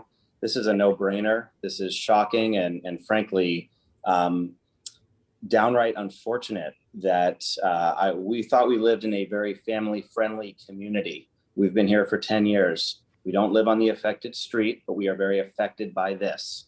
If you live on Merriewood, I would say that you probably know there's a lot of traffic on that street before you buy that house. And that is part of this. This is a community gateway to a very large elementary school that many kids walk and bike to. And I sincerely hope there is movement to bring this trial forward. It seems there is a no-lose situation here, other than what we lose if we don't do something about this before something happens. Thank you. I appreciate those comments. Any questions?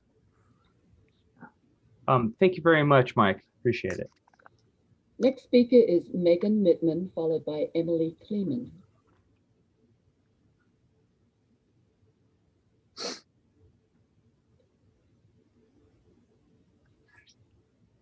Hi, good evening. Can everybody see me okay? Yep. Yes. Hi, everybody. Great. Hi, I'm Megan Mittman. I'm here with my daughters, Hannah and Clara. To answer Lynn's question before she asked me, we do live on an affected street. We live on 559 Merriewood in front of Burton Valley Elementary, although I completely agree with the statements that have been made by others that we are a member of a community. And so everybody in this entire community has a stake in this and has a right to have a voice and has a right to be heard tonight. I'd like to point out the earlier comments that tried to claim that this was a COVID issue. At the same time, that was noted that this has been a 35-year issue that our neighbors have had to be dealing with. By definition, that makes this not a COVID issue. By definition, this also makes it a real issue. And because we haven't dealt with it for 35 years, that's why we have to keep dealing with it. And it also makes it real. And it means that claiming that we haven't had enough data is a distraction. The data that we have is 35 years of neighborhood complaints. The data that we have is a third-party report that has been submitted by UC Berkeley saying that we have a dangerous situation in our neighborhood. The data is the 2 staff reports that now have been submitted that have formally put the city on notice that there is a safety issue and that there is actually real solutions that can be addressed. And so if we decide not to go forward with any of those solutions, we are on notice that we are now going to be liable for anything that happens. And I, as a member of this community, don't want my city to be facing that either. So I'm here with my kids tonight because I want to talk about values of our community. And I want to talk about the trade-offs. And I want them to hear all of my neighbors and all of my community members talking about the different things that we're facing tonight. And whose voice matters? Do the 108 children that have signed a petition saying that they don't feel safe walking and biking in this neighborhood matter? Do the families with children who live in this neighborhood and want their kids to be able to walk and bike to school, no matter which street they live on, matter? Do the families who come here to go to sports, do the parents who walk their dogs, do the seniors who live in this neighborhood, do their voices matter? And we are going to listen to them. And what values are we going to stand up for? Are the values going to be safety? And if it's safety, is this a popularity contest around safety, or is this a decision allowed to the experts? So I am joining them here with me tonight so that they can listen and hear, but also so that they can participate and their voices can be heard. And I really am excited about the third meeting where we can look at some pros and cons. We can have a transparent discussion about all of the very feasible issues that are on the table. And we can think about the types of values that we're going to stand up for as a community, and maybe finally once and for all end a 35-year debate about whether or not this is an issue and actually do something about it. And I would love to be part of that solution. Thank you for the chance to be with you all tonight. Thank you, Megan. I appreciate those comments. The questions for Megan? I think that was very well said and appreciate the comments. Yes. I have one question, Carl. Yeah, Stella? I would love it if the petition could be shared with the commission. It was shared. It was shared in the last meeting that we had, the 108 signatures that the students, Rainey, who was the one student who spoke, the reason you guys didn't hear any other students speak up tonight is we scheduled this on a Wednesday night, which, as everybody knows, is swim night, swim meet nights in the neighborhood. And all of the children who would love to be here speaking for this tonight were at the swim meets tonight, and now they're all asleep. But we have submitted 108 signatures from 5th graders and state and middle school students who have said that they would love to be able to walk and bike in this neighborhood, and they're scared to do it. Many of them are not allowed to do it.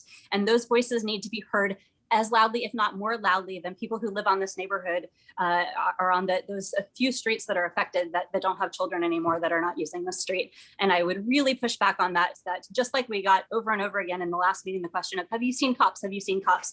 Now we're getting the question of, do you live on the street? Are you a member of this neighborhood? Are you a member of this community? We are all a part of this community, and every single voice in this community needs to be heard. And I would really like for that question to stop being asked. Thank you very much for reminding me. That was the presentation by the student group at the last meeting. You're referring to the petition. Yes, and they submitted 108 signatures in addition to presenting. The children's voices are a very real stakeholder in this. And of course, I have my 2 9-year-olds that are going to go to Stanley in a couple of years, and that if we don't make some of these changes, I'm going to drive them to Stanley instead of letting them drive. And so, well, thank you very much, and thanks to your daughters for attending. Okay. Thanks a lot. Thanks for your time. The next speaker is Emily Kleeman, followed by Robert. I have no last name.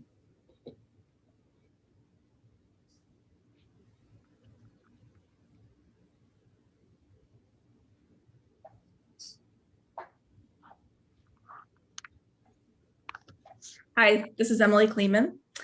I live in Burton Valley on the corner of Los Palos Drive and Sharon Court.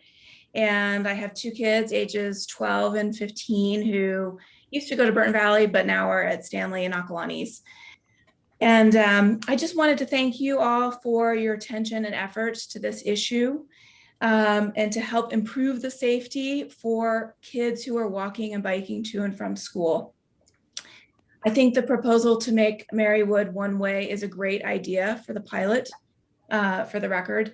I was disappointed to read in the updated staff report that there are no changes being proposed to Burton Drive.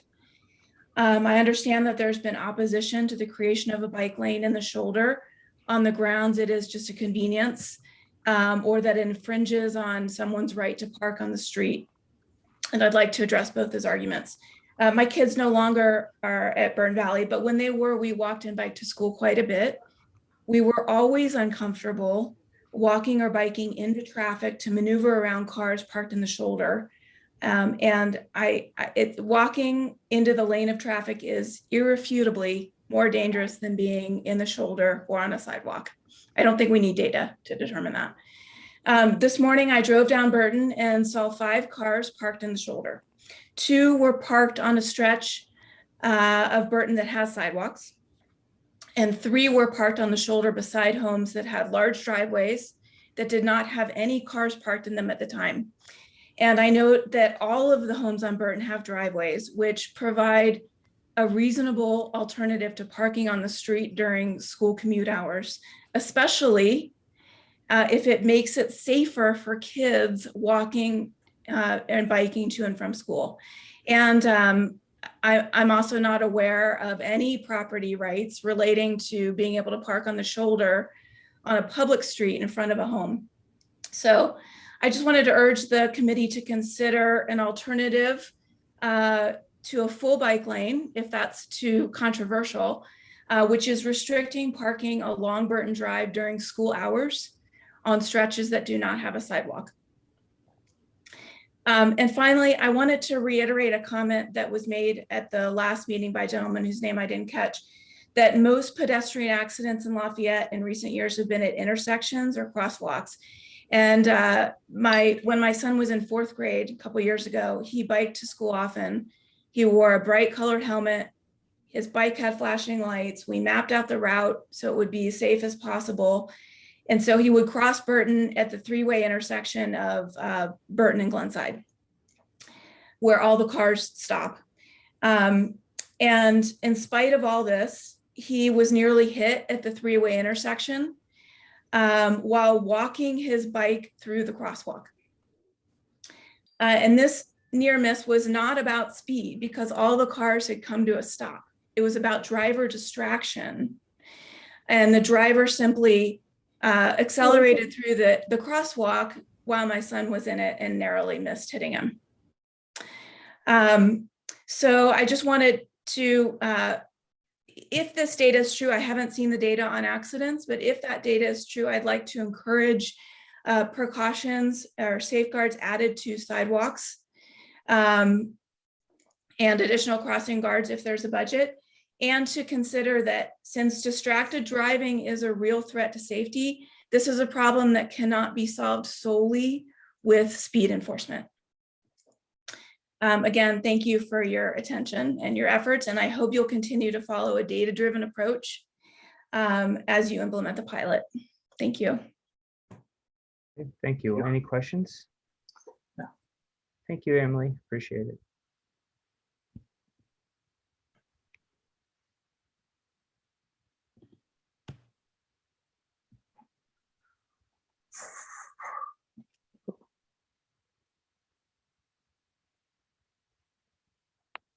So.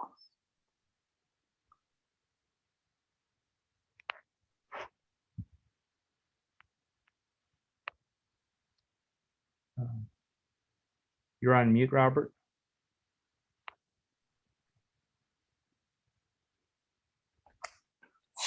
Yeah. Can we see Robert? Can we hear Robert? Yes. Yeah, unmute yourself, Robert. There you go. You want All to right. speak? I'm Okay. Robert.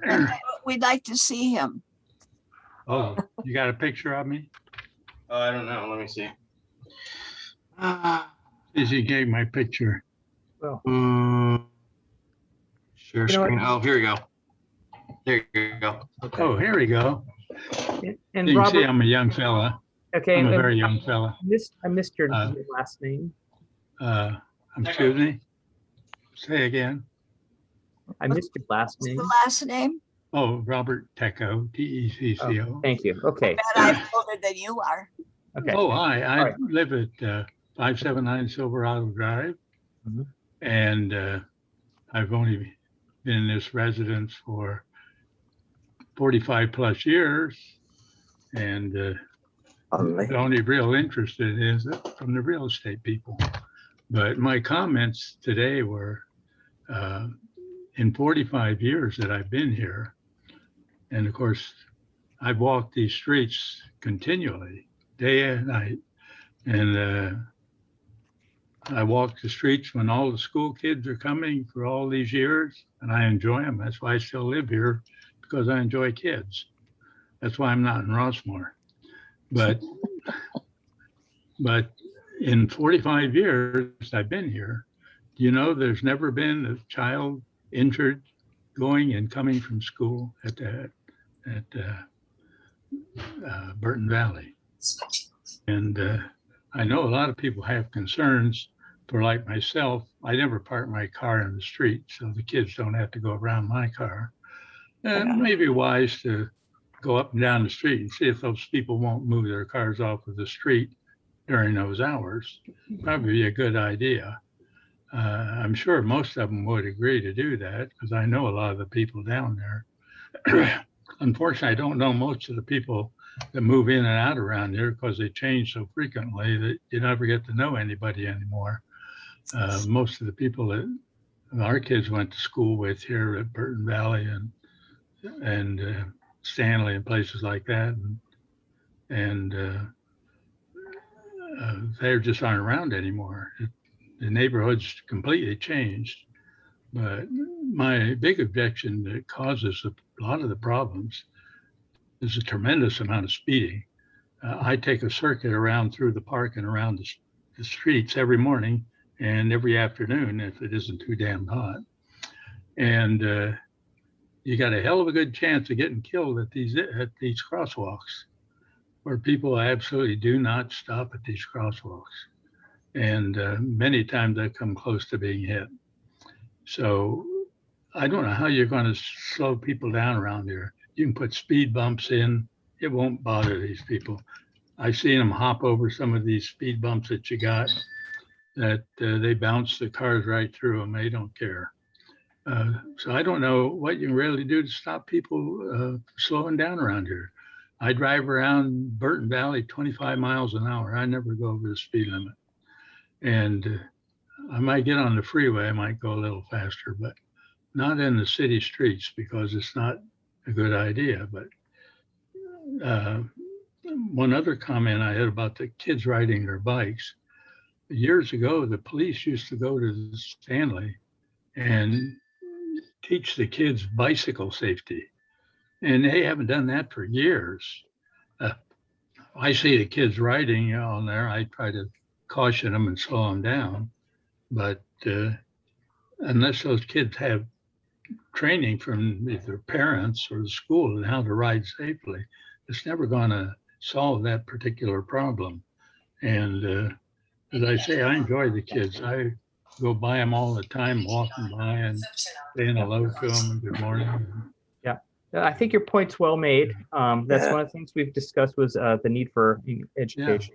So are there any other questions for the speaker? Lynn? Yeah. No, but I wanted to say that Holland teaches bike safety in the schools, safe bike riding. Who does? The Dutch schools. We lived in The Hague for 2 years, and we discovered that the Dutch schools do teach safe bike riding. Oh, yeah. Well, they used to at Burton Valley years ago, they used to have the police go up there and give them bike riding instructions. Yeah, but apparently most of the kids don't have good bicycle techniques. We call it the bike fairs, and the kids would bring their bikes and they'd be put through their paces and helped and so on. It was a good idea. It's a good concept. Yeah. Well, I think too, unfortunately, the COVID virus has affected a lot of the traffic here recently. But I think that if they get the school bus back in service and you get a lot of kids on there, that it'll reduce a lot of the traffic that's there now. But one of the things when our kids were little, we used to carpool to take kids to different schools. They don't seem to do that anymore. I would say more than 70% of the cars that go by on a normal day have one child in them. Mm-hmm. And that creates a hell of a lot of traffic. And I don't know how you can solve that or have the people. Right. Oh, thank you. Those are two good comments. Appreciate it. Any other questions? Oh, yeah, I do have a comment to make. I've been a public servant for 45 years, and I really commend you people for doing the job that you're doing. Oh, thank you. Thank you very much. Thank you very much. Okay. Yeah. Okay. Goodbye. All right. Bye. Bye. All right. The next speaker is Dan L., followed by Xander Mittman. Oh, do you have a question for me? No, we're good. Thank you. Thanks. Bye. Hi to the commission, and thanks for everyone's comments this evening. I'm Dan Lynch. I live in the neighborhood adjacent to the affected streets. I've written emails, spoken with neighbors. I'm a volunteer crossing guard at the corner of Indian and Silverado. And when I clone myself, I'm a crossing guard at the corner of Indian and Merriewood. My comments tonight are resounding from the comments that were made at the last session, is that this is a pilot. This should be treated as a pilot and not killed before it gets off the ground. I have written proposals to limit speeding, as in putting speed humps. I do think that speed humps are effective. People do slow down at speed humps. And most importantly, I think stop signs are also very beneficial for traffic calming measures. I understand that there's a large group of opposition, and I want to work with you on all of these solutions and come to a compromise versus not allowing any of this to even get off the ground. I appreciate the comments that we have on record noticed that this is an issue, and it is on public record that it is. So not moving forward with a pilot is not the answer. I have also been asked to read proxy statements from various neighbors because, to Ms. Mittman's point, yes, it is swim night and many families cannot attend the discussion tonight. I've heard from residents on Merriewood and Silverado, the affected streets, that they are in support of a pilot study, knowing that it is temporary, and we will learn to see what we're really talking about and how the study will actually play out over that year or the projected year that we're looking to conduct the study. Anyone can take a statistic and turn it into their own interpretation. So I would like all of us to go eyes wide open into this pilot and be constructive. And I'm looking forward to working as a working group to help provide a safe pathway for our seniors, our students, and our pets. I will continue to be a volunteer crossing guard when I can. And I can tell you that I usher students, whether they're attended or unattended, and it's a lot more than 11 or 12 students, I will say that. Thank you for your time this evening, and open for any questions. Any questions? Lynn? Not a question, but I could say that the city of Montreal put stop signs at practically every neighborhood corner. It takes forever to get through the neighborhoods, but it's very safe. If it matter, if I get home 20 seconds later to know that you can save a life, I'm okay with that. Well, it's every corner though. It's more than 20 seconds. But let's think about this though. We should put a stop sign or a speed hump along the straightaways. The straightaways are Merriewood, Silverado, and Burton. And you need to slow down the cars. There's two issues here, obviously speed and safety and getting to schools. But if you were to have traffic calming measures on Merriewood, Silverado, and Burton, where the straightaways are, you're going to reduce the speeding in those affected areas. I have a question. Sure. Is there a way of maybe the question should be, how do you accommodate bicycles over a speed hump so that they don't go flying? The bicycle would also slow down or be able to navigate the speed hump. I'm asking the city engineer. Oh, well, okay. Hold on a second. Is it a speed hump or speed bump? Speed bump, I don't think it's very safe for them. At some locations, they put some space between those so that the bicyclists do not go over it. But yeah, the lower one is what I'm referring to. Yeah, as you said. What would be used there? Yeah. So it would be low enough so that it would accommodate the bike. Is that right? Yeah, I think so. Yeah. Okay. Any other questions for Dan? Thank you very much for your comments. Thanks for being a crossing guard. Oh, can I ask another question? How about the skateboarders? Lynn, they could probably get some air across the speed humps. All right. Let's move on to Xander. Hello, everybody. I'm Xander Mittman, and I'm Megan's husband. I just want to start by just reading something that's in every single email that Richard Whitmore and others send from the school district. It says, our students are creative thinkers and problem solvers and are prepared to become responsible, ethical, and productive citizens.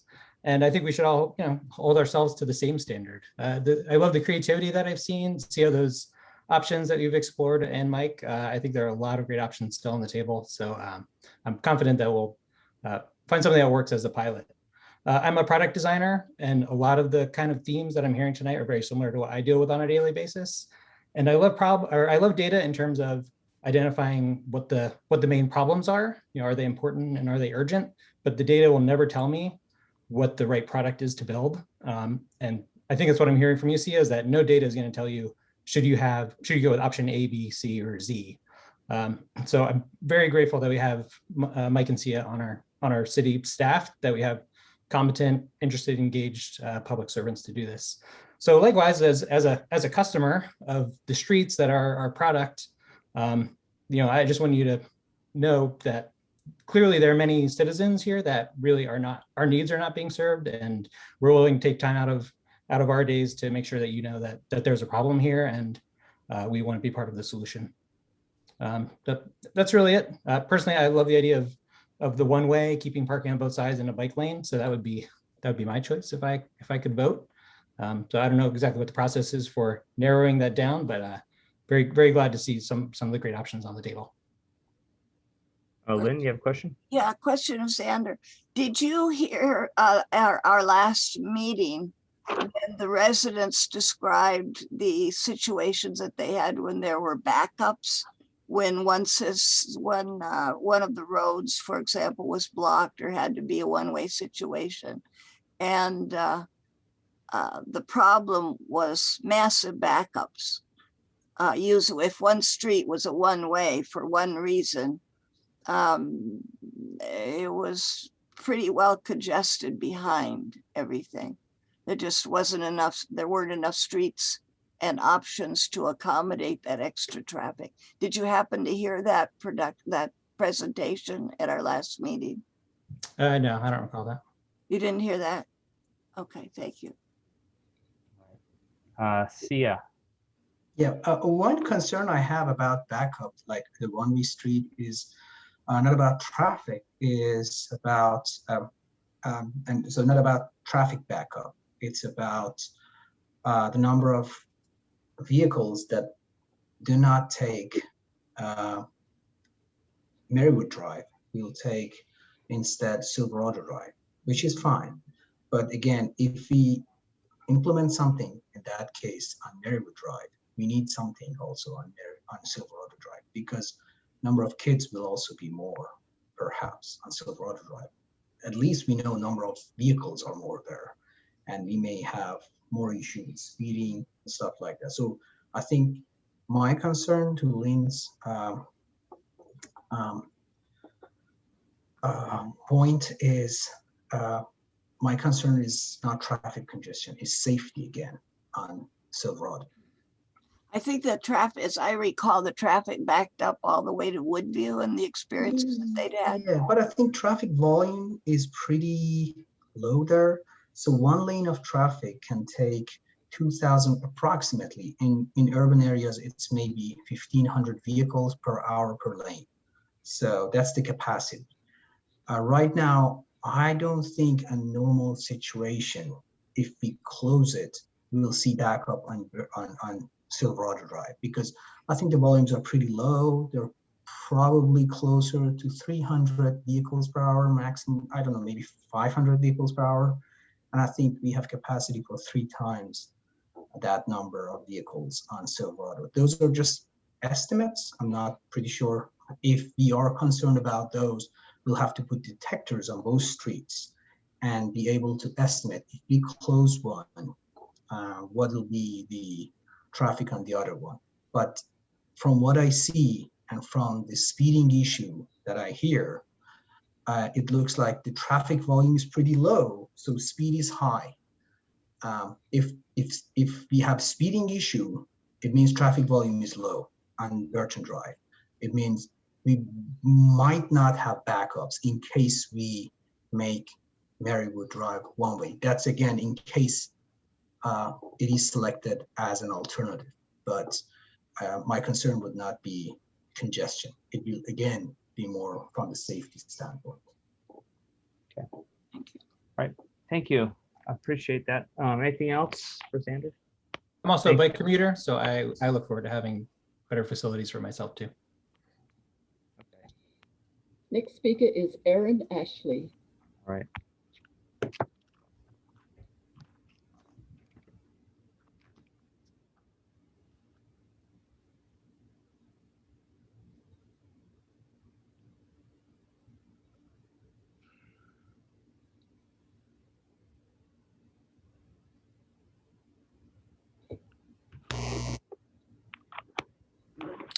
Good evening. Can you hear me? Yes. Can we see Mr. Ashley? No, you're gonna have to be disappointed tonight. Sorry, my camera doesn't work. Oh, My name's Aaron Ashley. I live at 590 Silverado, which is basically the belly button of the neighborhood.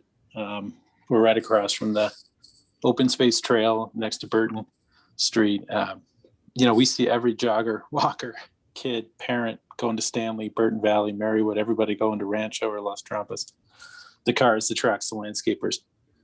And I would say most nerve-wracking for us is that on a 5 or 6 time an hour basis, we see our neighbors careening inside the parking lane on our side of the street, well over 25 miles an hour. So I want to just thank the staff for clearly identifying that these are 2 separate but related issues. One is obviously getting parents and kids safely to school and home. And the second is a safer, lower stress neighborhood for everyone. Because I dare say, even the naysayers on the call tonight are stressed out walking around our neighborhood because it's not safe. And even if it's not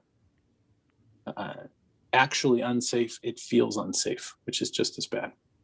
So we at our house wholeheartedly recommend that the city take action on both fronts, a safe route to school and a lower speed, safer neighborhood. Just on the speed control, it's been kind of clearly articulated over the calls, last call and this call, that speed's an issue. I think the city should do the following.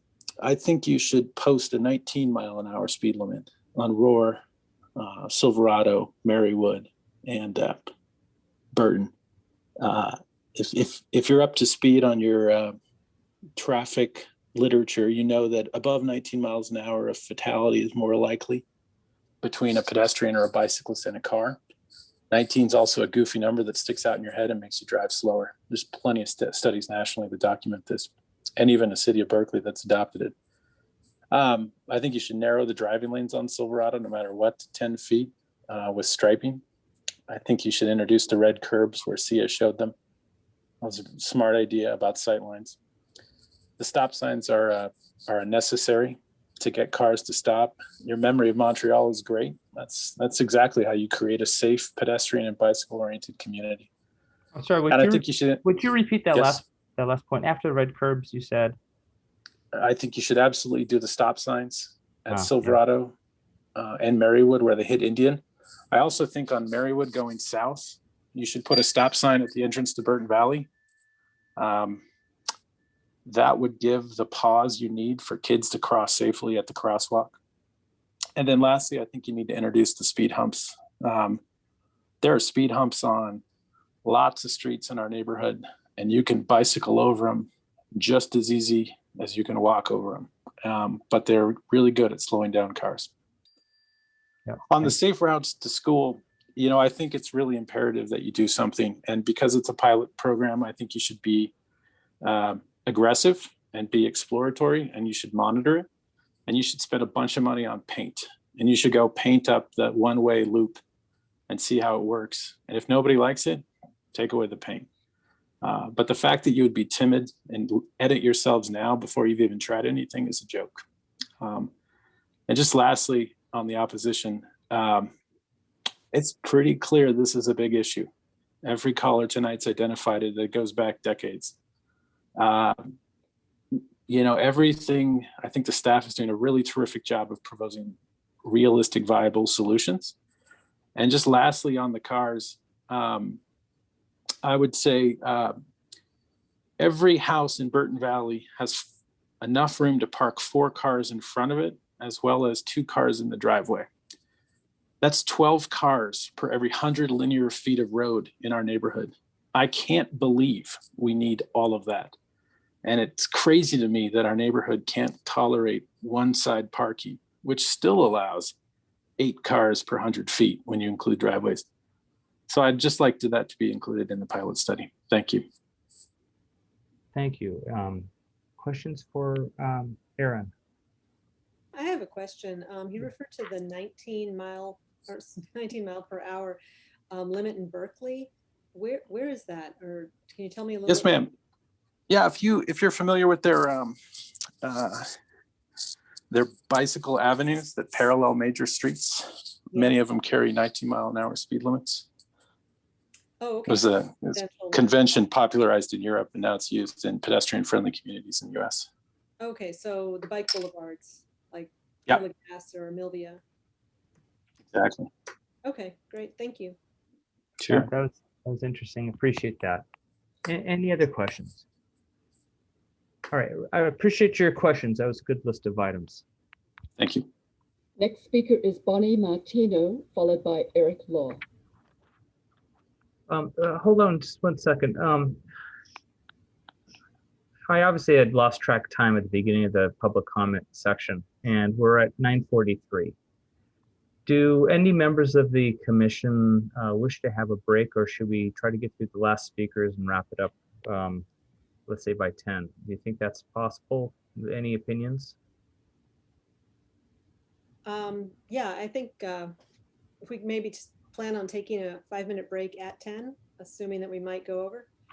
Okay. I don't want to limit comment or make it seem like we're going to leave at 10 no matter what. No. I just was saying, I would just want to make sure that everybody's needs are met. And so if everybody's good to keep going, that's great. All right. Thank you. All right. I'm sorry I cut into your time. Oh. Where did Vianney go? Well, he's having troubles with his computer tonight. Oh, there he is. You're on. The speaker's on mute.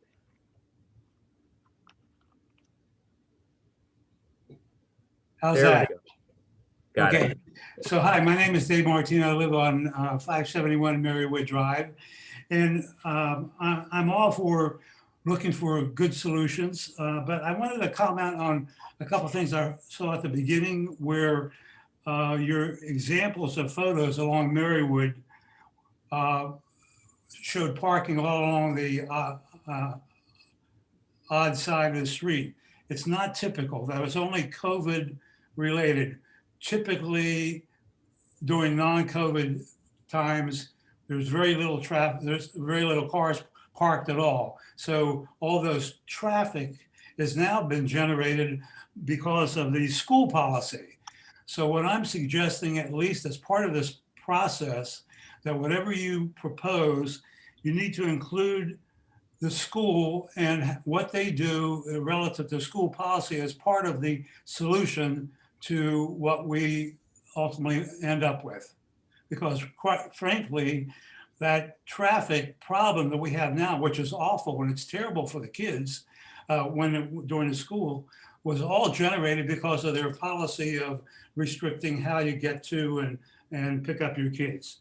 That said, the speed humps, the stop signs, although I don't think stop signs really work well, but they do at least slow traffic down. People roll through them, but they're still a good solution. The red curbs, good solution. Restricting parking during the morning and afternoon hours on the pedestrians walkways are all great solutions, and I like to see that. I don't think changes to the existing lanes by loading parking on one side and try to widen by another foot or two makes any sense. Leave the traffic parking lanes, the pedestrian lanes on both sides alone, but add these other restrictions, including limiting parking during those hours. It's all good things. Finally, my last comment is a one-way solution to Merriewood Drive might be a possibility, but I don't think you have even the ability to, with your $50 or whatever $1,000, to come close to analyzing the traffic implications of what would be happening by making Merriewood one way during this pilot study. It may be a proper solution. I'm not saying it isn't, but what you're doing then is redirecting traffic to other adjacent streets, or streets like Sandalwood coming into Merriewood, then has to go down to maybe Rohrer, and then affects Silverado. All of a sudden, you throw out or into consideration all kinds of other traffic disruptions on adjacent streets. Bad solution for a pilot study. I'm not saying it isn't good long-term, but I will say I don't believe you have the ability to do that properly and shouldn't be done. Right. Thank you, Dave. Before Sia's got a comment. No, I was going to say the same thing, but you go ahead, Sia, if you want to respond. Just a quick comment about vehicles being parked on Merriewood Drive. I mean, I came here only after COVID, but I can see the same issue on Burton Drive and on Silverado Drive, and those are not parents and those are not related to the school. So the issue is the same on those other streets. Okay. Fair enough. And just to comment about, I had a comment about, yes, anytime you institute changes in one street, you have to be cognizant of side effects on other streets. And I think Sia was pretty clear about that in the beginning, that that's one of his concerns. So, okay, good. Right. Okay, any other questions or comments? All right, thank you for your comment. Next speaker is Eric Law. Like that.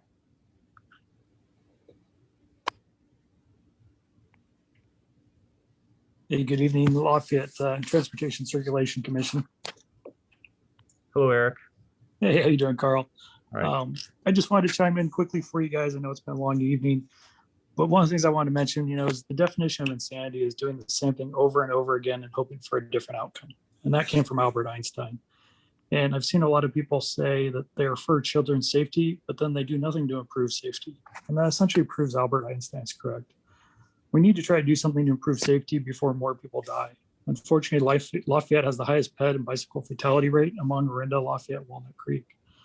It's time to do something different before another child, father, grandfather, wife, mother, grandmother, or spouse dies on our streets. This isn't just about children. This is also about our walking and bicycling accessibility around town. I'm an active cyclist in the community, working on another project as well to provide safe access. And recently I rode over to Burton Valley area, and I had several cars cut me off and run stop signs and try and hit me. It's an active way to get around town. Bicyclists and pedestrians need to feel safe on our streets. Today they do not. We don't have a dedicated lane, cars do. Cars often race pedestrians and bicyclists, cut them off, stop in front of them, pull out in front of them, run red lights, and treat them as if they're in a car. Pedestrians and cyclists are not surrounded by thousands of pounds of steel. They're a vulnerable population that needs protecting. They're choosing a healthier mode of transportation that doesn't cause traffic and backup, right? They're not lined up outside the schools or lined up outside the businesses. And I think we need to support them. This is a great way for Lafayette to be a healthier community, a more sustainable community. And this is a pilot project, right? This is an opportunity for us to try something new and try something better. Keep in mind, if we never tried something new, humans would still be in a cave trying to figure out fire, right? We've got to continuously improve, and we've got to look at ways to reduce the safety or improve the safety of Lafayette.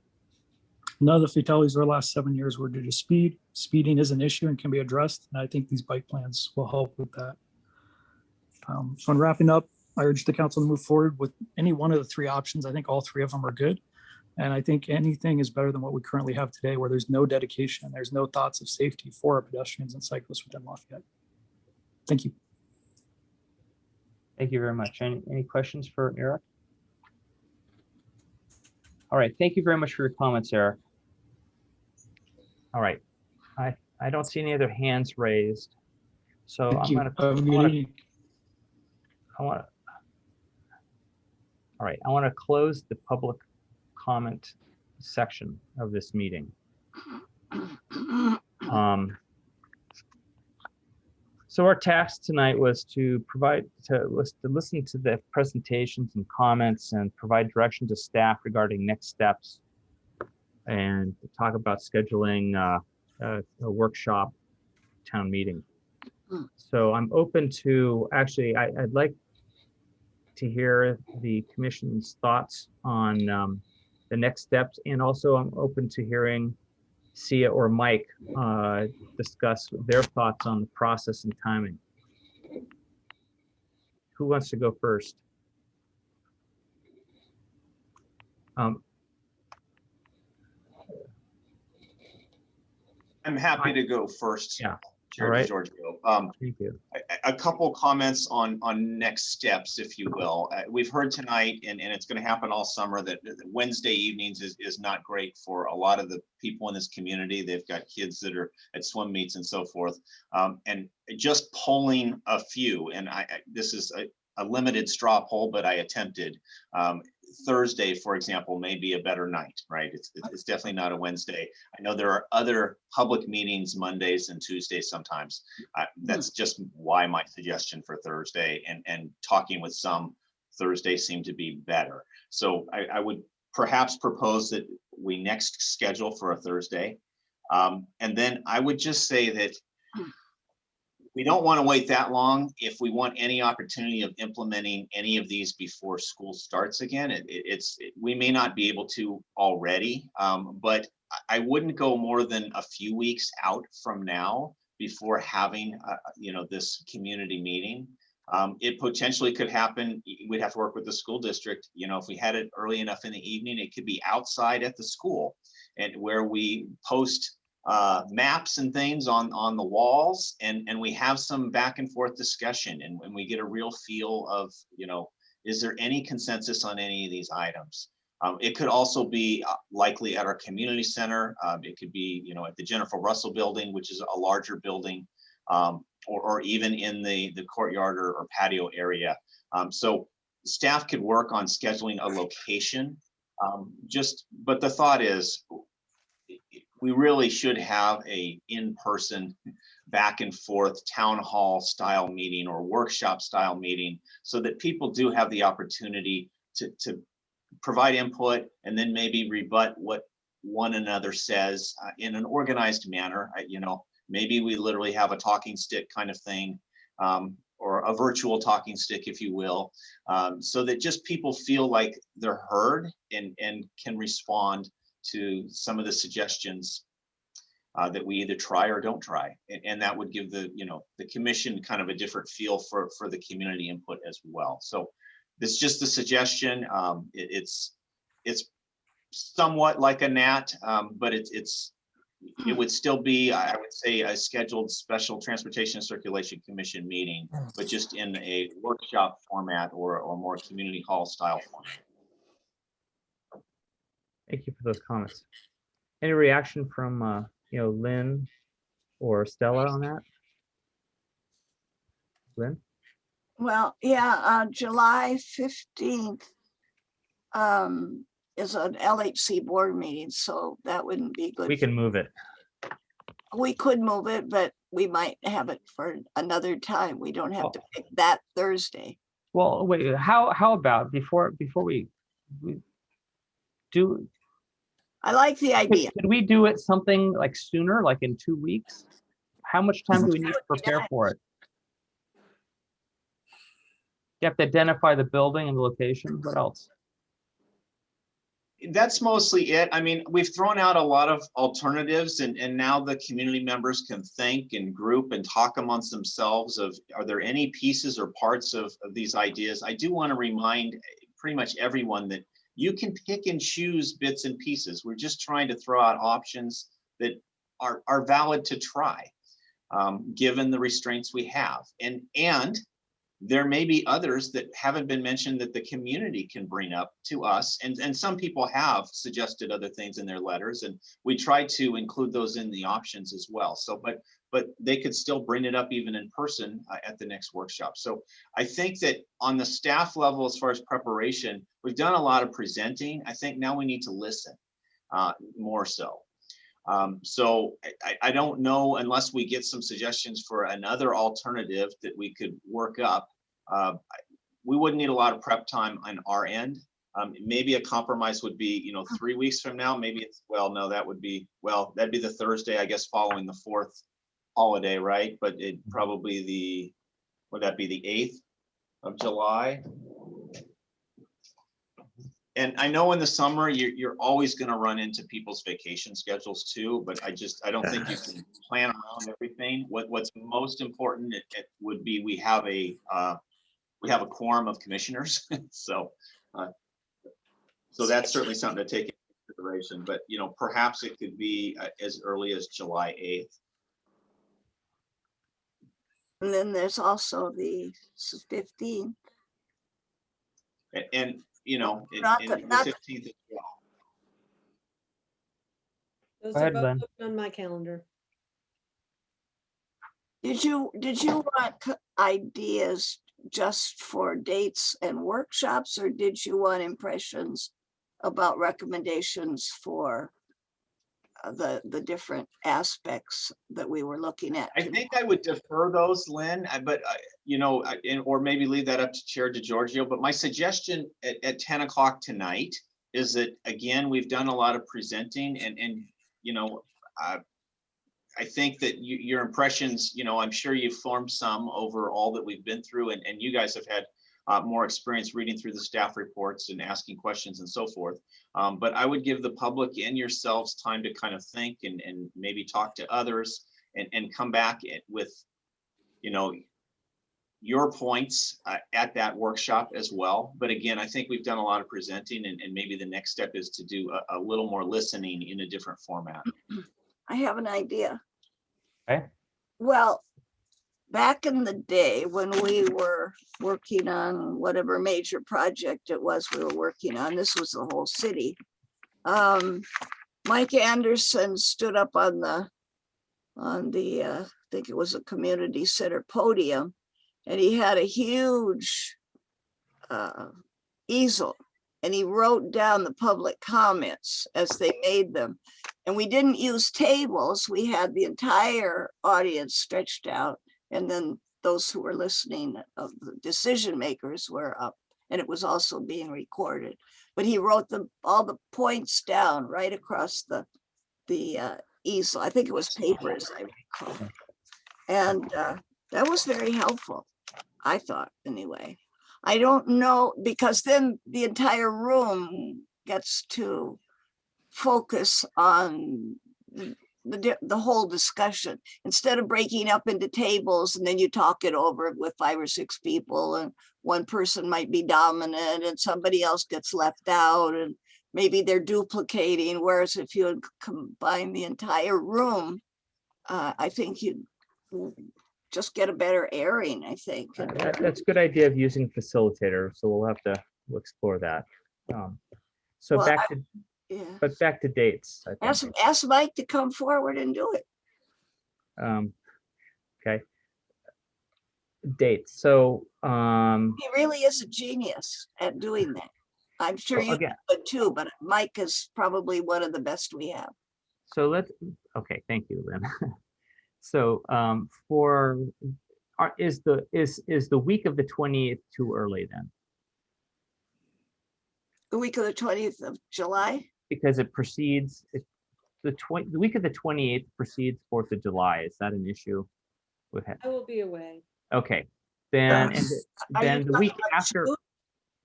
the week after the 4th of July, is that also an issue then? July 8th, I'm back. Okay. Do you think that given the holidays, is that going to be enough time to prepare for staff? I believe so, Carl. As I mentioned, I think that we don't have a lot more to prepare unless we receive more input. And of course, we are still open for input, right? I know it was stressed earlier, but you know, those emails and so forth, we do read those. We do pass them on to the commissioners. You know, we will continue to do so. And you know, so I want people to understand that we're seeing those. I would suggest staff does have other things to do as well, that if you're repeating the same thing and we already have it, we don't need another email. We will definitely count you, whether it was from the first meeting, the second meeting, the third meeting. We really don't need a repeat. However, maybe you had a change in stance on one item or another and you want to send a different email that basically draws our attention to that fact. That's perhaps more helpful. We are busy. I just want to point that out. Okay. All right. So then there was also a scheduled transportation meeting on the 7th. Would that be in lieu, or would we have back-to-back meetings? So we could look at that agenda. We have one item to look at that we'll still need to look at. That's basically the reduced speed limit, which could certainly tie into this area. You know, we heard a suggestion for a 19-mile-per-hour speed limit and a zone in Berkeley that perhaps we'll be researching again. You know, our research into that so far is that there are some allowances, particularly near a school, to reduce speed limit, but it does take a process. So that's something we could look into.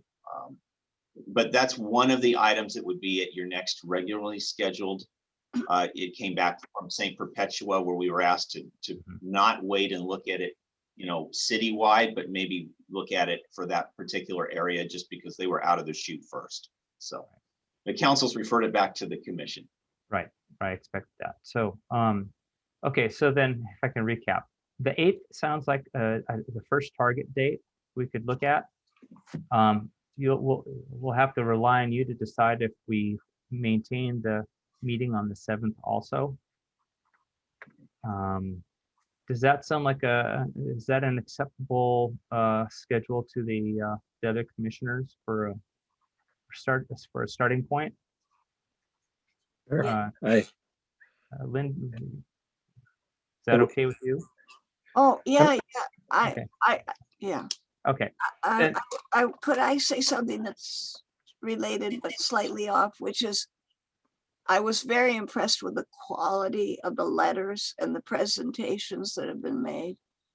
Our residents really came through thinking very, very carefully about this. They did very well, I thought. Okay. Except I'm trying to understand what we're trying to achieve at this stage. I thought we were going to go ahead with a project, you know, it's only for a month or two, and why not go ahead with what the suggestions are? We're looking for consensus.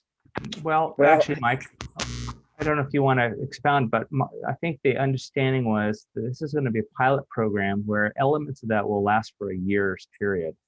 Not Even for a year, but a consensus is not necessarily the way to go, because there are experts. Yes, we have to make decisions. In other words, that's what I'm trying to say. Right. We just cannot go on and on with, you know. No, that is true, Vianney, but at the same time, we've presented multiple options and alternatives, and you know, we can't do them all because some conflict with each other. No, but we can do one or two. The most likely is. So that's where we're at. We're trying to figure out which one or two or more or less that we would do. Okay, and I think that we still want that next meeting to help us decide that. And I would hope that actually at that next meeting, we could decide that. That would be the goal. And to Lynn's suggestion on writing these down and you know, getting input from the crowd, that was part of what I had in mind. I've been in workshops where others have done that, and it's been pretty successful. Yeah. But to echo what Mike said, we have got already, and also Lynn, we have gotten a lot of strong input already. I feel very strongly to follow up on the last, you know, the last speaker or Eric's comments. I really think we need to try something, and the primary focus is how do we improve safety around schools. Absolutely. And so I think that we need to have a meeting where we can agree on some things and really just try them. And I think that when you publish the when we get around to publishing the agenda and so forth, it should specify that we are going to decide on action plan. Yes, and you know, option A, B, or C, but otherwise we're going to go on and on without resolutions. Yeah, I hear your comment, Vianney, and I also don't want this to extend more than one more meeting. So, okay, so if I'd like to move on unless there's any other discussion. I think we'll go with those two dates. I mean the date, and If there's an issue with that, then Sia or Therese can do a doodle poll or something else, and we'll figure something out. All right. All right. The last thing we should go on is this commissioner and staff reports. I know it's late, but are there things that people want to share? So either staff or other commissioners. I do have one question for staff. Yeah. They've on Carroll Lanes, those speed bumps are permanent now, aren't they? They are, Vianney, yeah, Oh. as part of the resurfacing project we did there. Yes, it's excellent. Awful. Excuse me? Really, they're terrible. They tear your car apart. No, they don't. So Lynn, what Vianney's saying is they're different now. They're our standard, Yes. and they were the temporary ones. Yes, Oh, now I'll they're. have to go see. All right. No. So Stella earlier talked about the GPAC. I want to remind the members of the public and also our fellow commissioners to try and check that out. Yes. We agreed to send Stella and myself comments by June 30th, and then just as a reminder, and we're also open to comments from the public. Yeah. Anything else anybody wants to share? I just wanted to thank Stella actually for all her hard work. I agree. Yeah. All right. Then Send out an email, Carl. I will I will do that. Yeah. All right. Okay. In closing, as I adjourn, I do want to say this delicately, but I want to thank Lynn for all of her help and service on this commission, and also her involvement in the public.